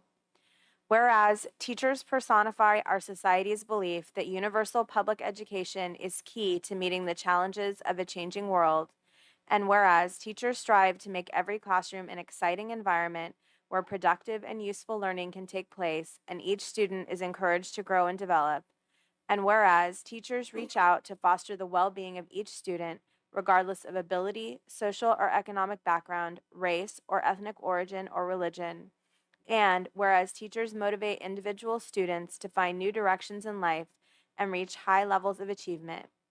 Now, therefore, be it resolved that the Santa Rita Union School District Governing Board of Education does hereby urge all citizens and schools to observe May 2nd through May 6, 2022 as National Teacher Appreciation Week by taking time to remember and salute the teachers who mold and educate our children, impact and enrich our lives, and therefore are critical to the constant transformation of our society.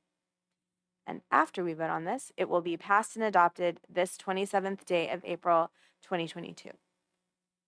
Okay, thank you. Can I get a motion to approve?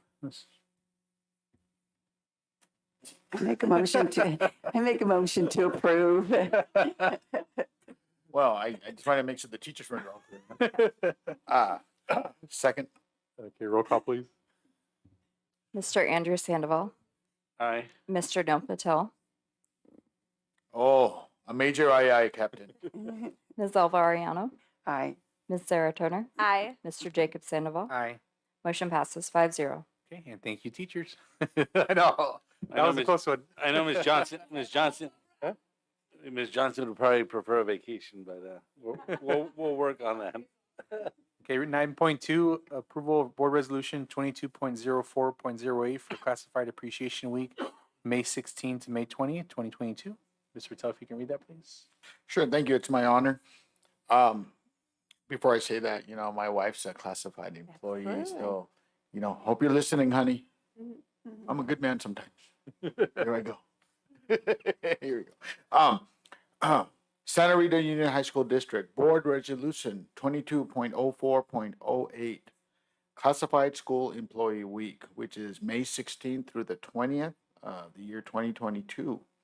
Whereas the legislature of the state of California has declared that a full week of each May shall be Classified Employee Week, a time to recognize the many contributions of classified school employees to the public education. And whereas classified school employees have served the state of California and its children for many generations and have played important roles in the furtherance of goals of public education. And whereas classified school employees deserve rightful recognition and public celebration for their caring, their deeds, and their incalculable contributions that have made to the California public education system. Now, therefore, be it resolved that the Santa Rita Union School District Governing Board of Education does hereby encourage all citizens of Salinas to observe Classified Employee Week during the time of May 16th through the 20th of the year 2022 as an opportunity to acknowledge the achievements and contributions of classified school employees in our school district, and soon to be passed and adopted, hopefully, on this 27th day of April 2022 by the Board of Trustees of the great Santa Rita Union School District. Okay, thank you, Mr. Patel. Can I Thank get a you motion? for that honor. I appreciate it. You're very welcome. Can I get a motion to approve? I move to approve. Second. Okay, roll call, please. Mr. Andrew Sandoval, Aye. Mr. Neil Patel, Oh, yes, Captain. Ms. Alva Ariano, Aye. Ms. Sarah Turner, Aye. Mr. Jacob Sandoval. Aye. Motion passes 5-0. Okay, and they're passing the other resolution if you want to sign that one as well. Thank you. And I'd just like to say, and we talk about it all the time, but the past 2, now going on 3 years, have been so incredibly difficult, and it's been so incredibly difficult on the teacher side and on the classified side. Having a job that you were never trained for and nobody ever did it before you. So, thank you to all those people that are doing it every day. Thank you. Moving on to 9.3, approval of 2022-2023 school year calendars, district and Little Bear preschool. Thank you. So I have 2 draft calendars for your review and approval. We created these in consultation with our major district that we feed into, so the high school district, as well as collaboration from SRTA, CSEA. Shout out to our business team and to our HR team who reviewed the counts on the days for classified many times, and to the secretaries who also did another review because they have really good eyes to catch things. Thank you, Norma, for the catch on the minimum days. So I think we now have calendars that are going to serve our families well and serve our employees well. Okay, thank you. Questions or comments from the board? Or On behalf of all parents and guardians and drivers and responsible ones who have to drive their students, their kids, God knows who, to school, and having conflicting vacation days so that God knows who's going where and when. On behalf of all of us, we say finally thank you. This day has finally come where all the districts have come together on this great day to proclaim allegiance to a common calendar. Good God, man. Yes. Things have been happening. Thank you very much.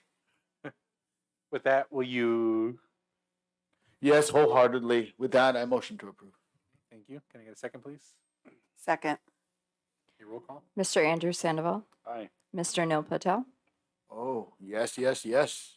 Ms. Alvariano, Aye. Ms. Sarah Turner, Aye. Mr. Jacob Sandoval. Aye. Motion passes 5-0. Okay, thank you. 9.4, approval of sunshine letter from CSEA Chapter 503 to open 2022-2023 negotiations with the district. Thank you. And Juana read this sunshine letter to you, so you're aware of the contents. But this will open our negotiations, and we are scheduled to meet on Friday of this week. Okay, thank you. Can I get a motion to approve, please? So motion. Okay. Second, please. Second. Okay, roll call. Mr. Andrew Sandoval, Aye. Mr. Neil Patel, Aye, aye, Captain. Ms. Alvariano, Aye. Ms. Sarah Turner, Aye. Mr. Jacob Sandoval. Aye. Motion passes 5-0. Okay, 9.5, approval of sunshine letter from the district to open the 2022-2023 negotiations with CSEA Chapter 503. Thank you. On the district side, we're looking to do some updates to language to make some of our contract language more current and relevant. So we are requesting to open the following articles. Article 2, recognitions to update positions to reflect current titles and classifications. Health and welfare benefits to clarify language. Holidays to add the Juneteenth holiday that we have currently sitting in an MOU. Professional growth to update the program and make it more accessible to our classified employees, and vacations to consider simplifying the vacation rate schedule. Okay, thank you. Can I get a motion to approve? I move to approve. Second.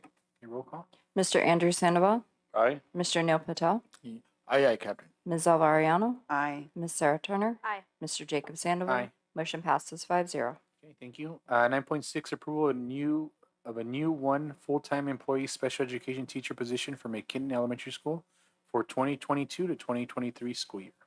Thank you. This request is for an additional SDC teacher position at McKinnon to address the rising caseload of students at that school site. Motion to approve.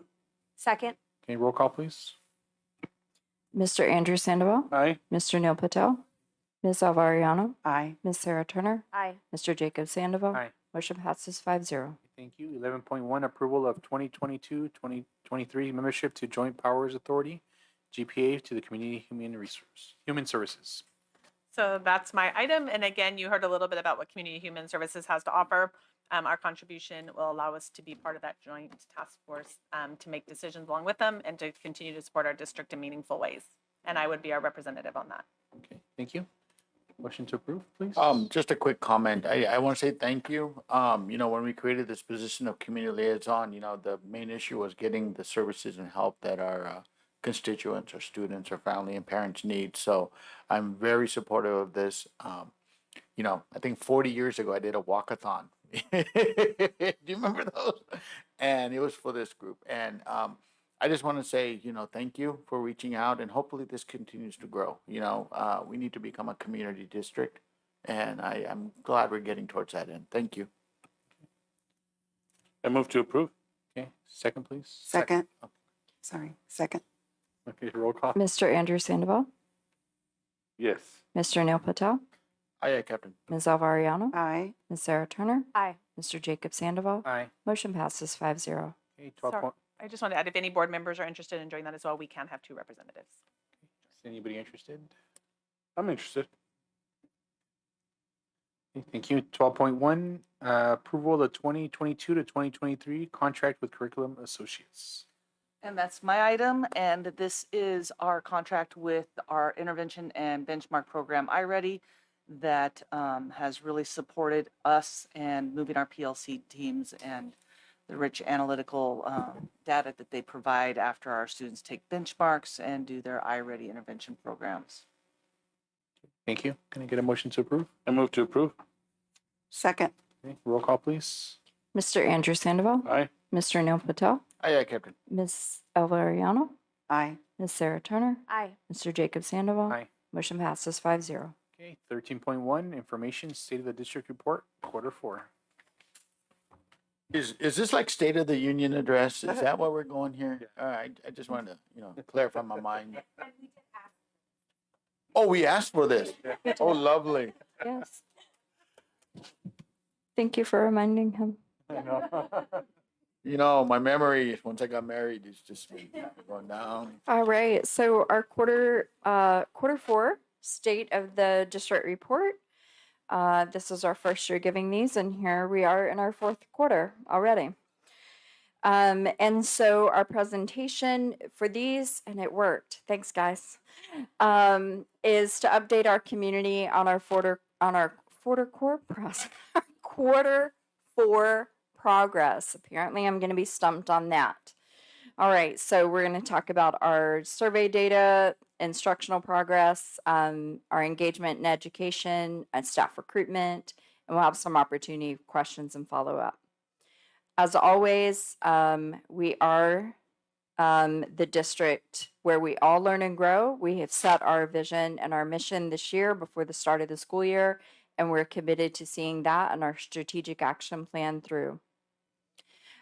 Just to give you a brief update, because we've done this in the other 3 quarters of where we're at with COVID this year, and you can see we're on that nice decline after we had that quite dramatically appearing rise there after the winter holidays. And so hopefully these slides won't continue in next year's State of the District report because we'll be in a new place. All right, so a brief facilities update. Victor has an item, so he'll talk to you about what our committee is on. And so I know we talked about this all just briefly.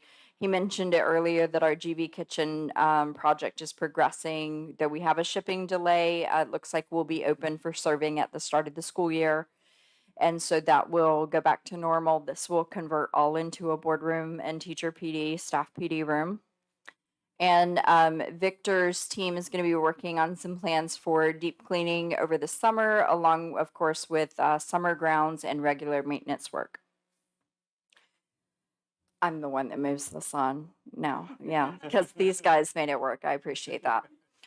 And so that's new.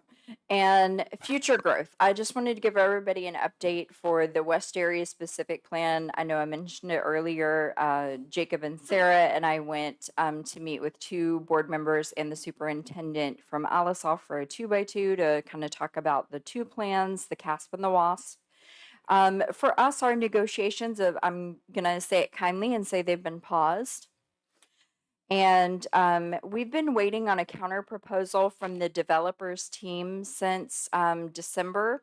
And the city of Salinas has asked if we are open to participating in a third-party mediation where there's going to be a neutral party to sort of help bridge any miscommunications.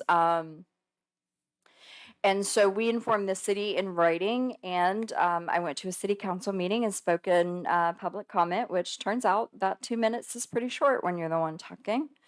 And that we are open to mediation and that we would respond with some clarifying information. And what we're hoping is to have a response to the city affirming our commitment to third-party mediation with some conditions to be met this Friday. So hopefully we'll get that moving and mitigate an agreement with the developers. And then I'm going to have each person who has added content to this walk you through their pieces, but with the understanding apparently that I have the remote, unless we're passing that down. Yeah, let's do that.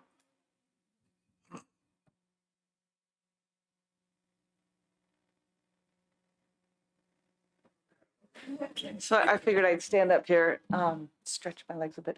So our admin and our school staff and teachers, they've been working in their PLCs and really growing those PLCs and moving things forward. We actually have some out in some trainings right now and really building to promote our student success and keep moving that forward. So that's been very exciting to see the growth of our PLC developments.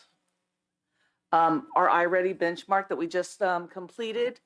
I wanted to show you how on the right side, you can see with mathematics, there was very little green at the beginning of the year and a little more darker red. And when that gets less red and more green and yellow, that's a really positive growth. So we actually reversed ourselves and went from the 37% up to 63% in green and yellow. And the light red and dark red went from 63% to 37% from our first benchmark to our third benchmark. So in mathematics across the districts, that went really well. This is our 2nd through 8th grade levels, a same thing. For every grade level, the initial benchmark this year is on the right and my right. And the current benchmark is on the left. And all of the grade levels, you can see that a lot more green at the top on their second one for our mathematics. So each grade level did very well, and proud of all our teachers and our students for working hard. For reading, similar comparison for our first benchmark to our third benchmark. Again, our first benchmark in early September, late August, very little green, and went from the 42% in green and yellow up to 59% in reading. And the light red and red went from 58% to 42%. So that decrease is moving very nicely. And again, grade level 2nd to 8th grade, we see exactly the same progress.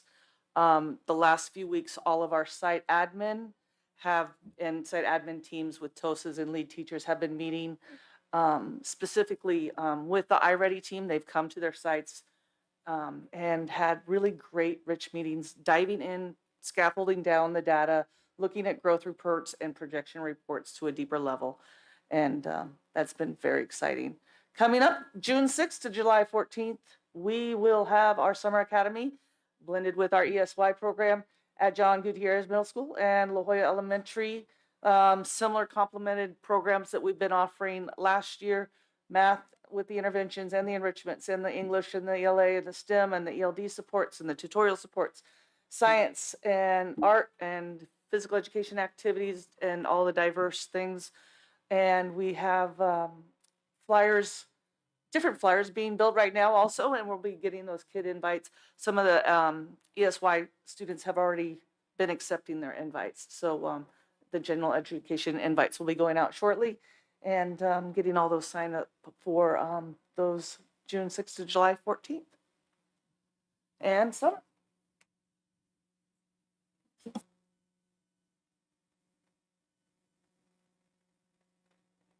$12,000, and we'll be providing over 400 pairs of shoes for students.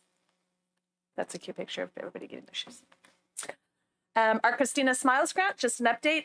We received a grant of $14,000. To date, we've expended about $6,000 providing dental support for students, as well as providing a dental kit for every student across the district. We continue to seek out students who need this support, and we'll reapply for this grant again as soon as it's not necessarily annual. Even if we haven't expended all of our funds, we can apply for additional funds this next year.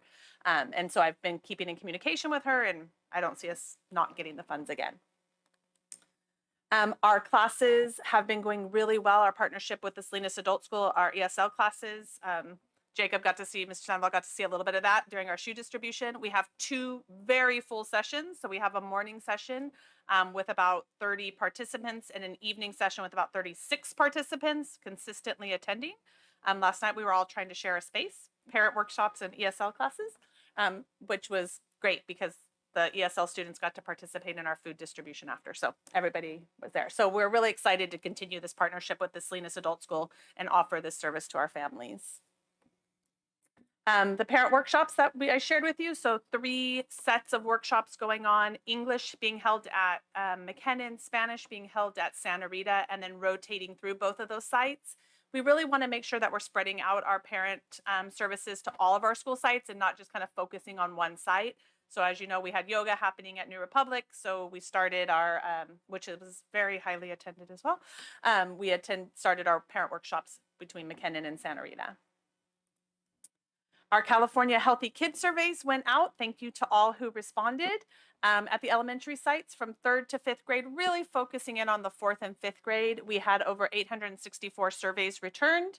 At the middle school, we had over 1,000 surveys returned, 483 parent surveys, reminding you that parents only answered once that have multiple children, and then 178 staff surveys were returned.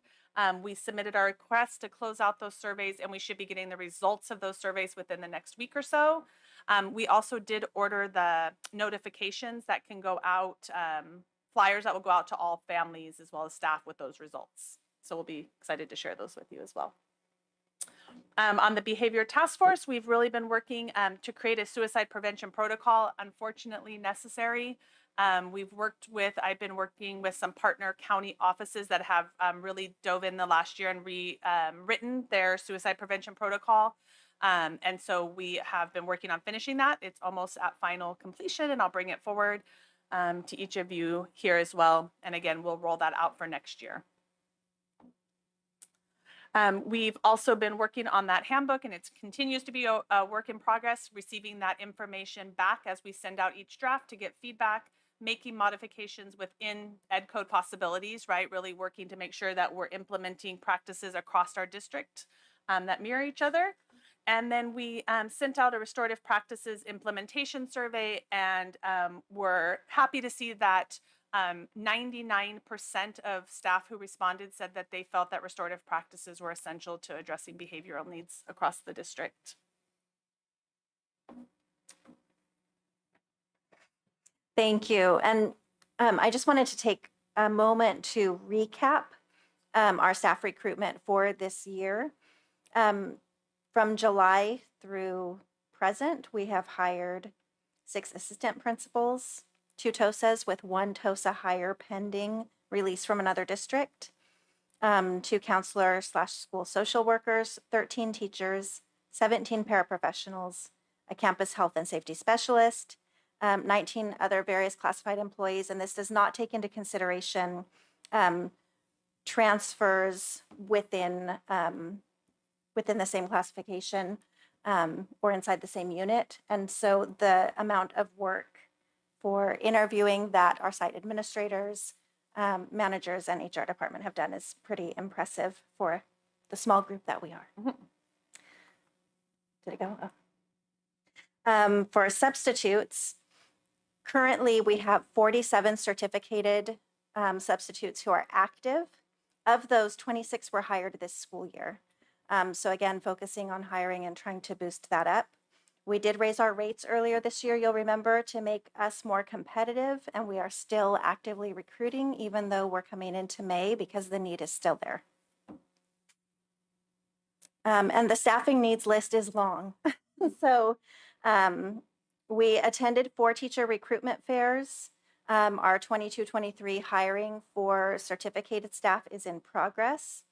Our elementary principal for Santa Rita and middle school assistant principal for JGMS positions will close at the end of this week. So we'll be looking to schedule those interviews. I think I'm missing here our coordinator of ed technology. We are interviewing tomorrow. We need school psychologists, speech and language pathologists, a VLP teacher, special education teachers, single subject teachers for our middle schools. At this point, I think we only need 2 elementary teachers. So we're doing well with elementary, knock on wood, always. We are still looking for that elementary music teacher. I'm working on Diane Galing's recommendation to post on the Music Association website. A school secretary for GV, campus health and safety specialist. We got 1 for GV, and that's been amazing, and we need 1 for JG. Paraprofessionals at all sites. MOT needs a lot more support. And then there are various other positions. So if you know anybody, let them know. Our positions are posted on EdJoin.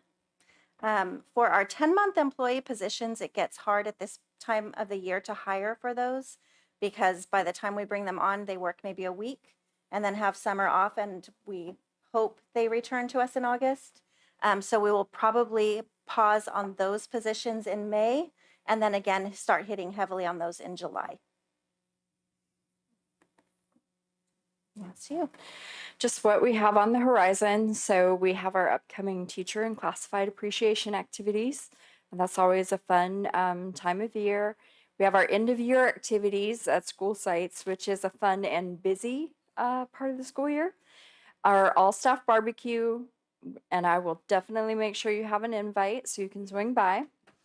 And Summer Academy 2022. And we'll keep it as dynamic as it has been these last couple of years. And of course, a much needed summer break and planning for a strong 2022-23 school year. And then that's it. That's it. I thought there was one more where I say, do you have any questions? Oh, yes, Ms. Johnson. Okay. No, I just want to start off by saying I know we've shown appreciation to the teachers and classified, but to Ms. Alderman and the directors, I know everybody's department has been short-staffed, so you guys have been able to do pretty amazing things with who you have, and we're sure once you get fully staffed, I'm sure you'll take it to another level. You're gonna have to decide, yeah. So we're as the board, and I'm sure the board likes to speak as well. We're also very appreciative of everything you guys have done with the staff that you've been able to do it. So thank you. I don't know if anybody from the board. I have a question. Did we increase our summer school capacities for students? What are we anticipating? We're looking probably about the same amount. I think we had over 300, 350. We topped pretty high. The first 3 weeks, it dropped down a little bit more the second 3 weeks. But we're the teachers that have shown up, that we've got all the teachers locked in. They had their first kind of training meeting, and now we're recruiting out the students. So we're all the merrier. Okay, and then is that going to be open to only our students in our district still? I was just thinking if we had the capacity, might be a good way to help increase enrollment.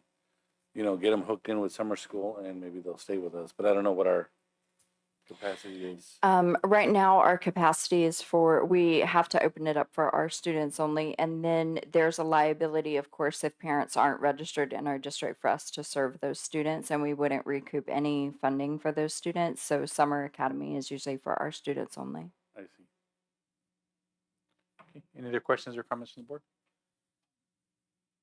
First of all, once again, reiterate what both of your concerns and acknowledgements. Thank you for the cabinet, and the superintendent, phenomenal job. Going back to that first slide, first 2 slides regarding iReady and the local benchmark data. For me, SBAC, Caltech, whatever, I'm not a big supporter. Never have been. You know, I like data that I can use, data that's local, data that people can buy into, people can learn from, and grow from. So when I saw the improvements, on that really impressed me. And the idea that I hope I mentioned this before, that we're looking at a long term. It's going to take 2-3 years to recoup learning loss. And so with these programs, activities, social intervention, socio emotional intervention, support, summer school, coupled with iReady and moderate progress along the way. That's how we're going to get there. So I want to say thank you for the staff and thank you to everyone. And there has to be some data we all have to coalesce around to look at data and see how we can drive our instruction. And so I'm hoping this is it, and I hope the entire district can get behind it. We need to have something. And I'd rather have something in our control rather than SBAC or anything else that doesn't really provide me with adequate data on an adequate time basis. Thank you. Okay, moving on to 13.2, Information Facilities Committee update. So Victor's going to talk to us about our facilities committee meeting that we had last week. So our intent is to always have an update sort of the progress of our facilities committee at our board meeting following our committee meeting. Well, thank you very much. I'm kind of really excited solely because this is a long journey of, creating a master plan and a facilities needs analysis. But I'm happy to say that we have a very comprehensive report now that by Friday, we're going to be able to share a digital copy of it. And I guess the goal is to identify the number 1, 2, and 3 needs on that master plan and share it with the board. And I just want to kind of reiterate what the 1, 2, and 3 was. So basically, excuse me, number 1s are the fire life safety. The 2s, the fire life safety meaning like fire alarms, roofs, something that protects our investment of the rooms or the facilities. The number 2s are like the health, comfort, equity type of deal. Like for example, new HVACs, even though ours are working, but they're antiquated. But that comfort zone and that health factor could actually take an effect. And like carpets, there's some torn carpets that we could actually do too. The number 3s are the beautifications. I would call them more of a good feeling projects, something that creates that campus pride. So those are the 3, the 1, 2, and 3s. So hopefully by our next meeting, we will be able to identify all of those needs. And so then we can actually share it with the board for approval of preliminary projects. And like Kat was saying, we could actually, identify some projects that could actually go through this funding. We could actually identify the projects that could actually go for the bond. So disseminating on what categories we need to kind of sector them in and then go after that funding. So maximizing the bond with state funding. So hopefully, by our next meeting, we'll be able to do that. And then hopefully in the future, bring this list up to you guys and for bring the list to the board. I'm sorry. So at that point in time, I think we're looking good.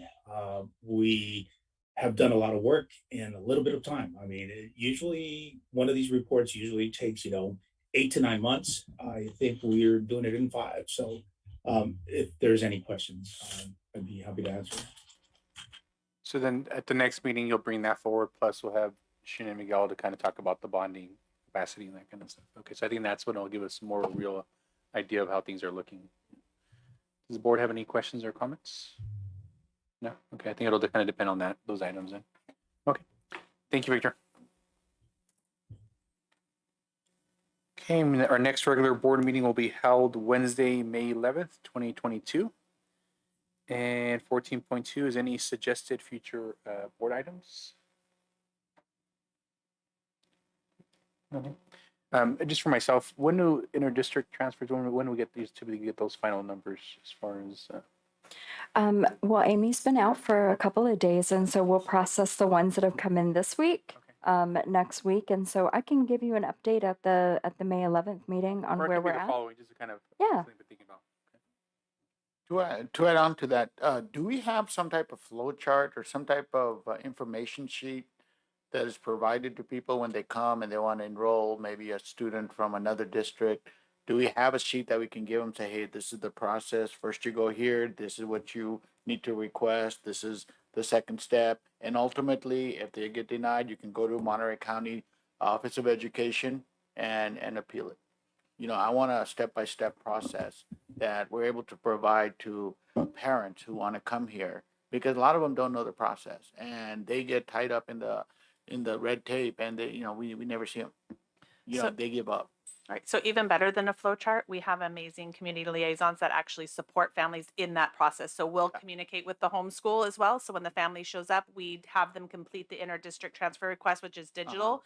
And then Blanca supports the family in making contact with the homeschool, going through that process with them so that we can secure at the end that everything has happened and not leave that on the parent to do themselves. Yeah, no, And so, yeah, we've that'd been be able- perfect. Maybe in a flow chart, anyone comes in, type in it, maybe create a database, so and so came in on this day, requested, this was provided, and maybe do some follow-ups, we need to get our numbers up, and whatever we can do to facilitate that, and especially our population base that might not be familiar with the process, and so thank you for what you're doing, and let's just make sure that that's happening. And we included that in the mailers that went out to all 93906 area as well. And some families have made direct contact. Families, especially who are new to schooling in general, have been able to reach out directly to our community liaisons and then be walked through that process through the contact they received on the mailer. So that was good use of. So right when they come, they're directed to the community liaison? The community liaison's actually right here in front. So we have Okay, her right perfect, in front. So as soon as she walks in,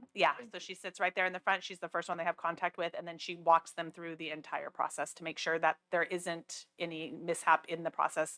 If we run into a struggle, then she communicates with wherever that blockage is. So there is data there's an acknowledgement they came, there's a database that so-and-so showed up, Yeah. and there is something provided in written form. So that's why we have them complete that inter-district right there with us. It's digital so that Amy can assure that Amy received it, right? So by the time they leave, that's already in process. But do they know what to do when they go to the other site? So we communicate that with them and to the other site. So we don't leave that just on the parent to do. So we communicate while the parent is there with the school that they're leaving to let them know Mr. Patel's on his way over. He has his form. We've agreed, and where that process is, so that it's not left to the parent to try to figure out even how to navigate that. We do that bridge of communication. Okay. Yeah. No, I just had a couple of parents who had a question on that. Thank you. Yeah, interesting you bring that up because that's actually my number one question I was asked Melissa, or I call Amy, is the parent contacting me because they want to know when they're going to get approved. So I'm also kind of like a fan in case those people don't walk in, they submit online if they have, a detailed step 1, step 2, step 3, in case they're not one of those that reaches out to the parent liaison, especially when at least an estimated date of when they'll be reached out to, because that's my number one question. My daughter's going to, wants to go to this, or are we in, are we not in, the deadline. And I know a lot of it doesn't depend on us, because I know there's one school district who's notorious for not wanting to release their students. Yeah. But, I think, I'd like to support that we come up with a thing where it explains what happens if you don't get released from your school district. We have that information also available in writing on our website under our parents tab. It walks parents through the process including what they would do for appeal if they need to. We aim this year to approve our inter-district transfer requests since Rosa put that on Inform K-12. It makes our process much more streamlined and getting those approved within about a 2-week period of when they're turned in. Oh, great. Thank you. Thank you. I've also been getting questions because of the high schools changing their schedule because of the later start next year. If we're having schedule changes, and so if you could clarify with people, I understand that we're not, but people, they just hear there's a change coming and they assume that it's everybody. Okay, thank you. Okay, can I get a motion to adjourn at 8:25? can I ask a question? On the inter districts, do you guys all?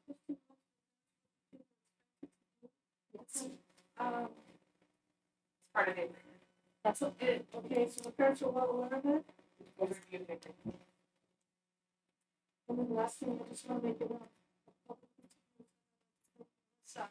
I don't know if you guys knew I had a wonderful experience in my room where the fire extinguisher just miraculously jumped off the wall and exploded.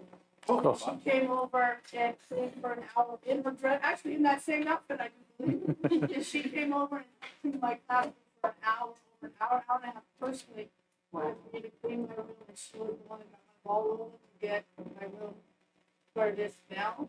I do appreciate it. That makes superintendents will come clean your room. Then you have to eat chocolate. Thank you. Appreciate that. Can I get a motion to adjourn 8:26? Yeah. Motion to adjourn at 8:26. Can I get a second, please? I will second. Roll call, please. Yeah, how y'all gonna second your? I mean, come on, man. How you gonna second your own? Mr. Andrew Sandoval, Aye. Mr. Neil Patel, Aye, Captain. Ms. Alvariano, Aye. Ms. Sarah Turner, Aye. Mr. Jacob Sandoval. Aye. Thank you, Motion everybody. passes 5-0. Have a nice evening.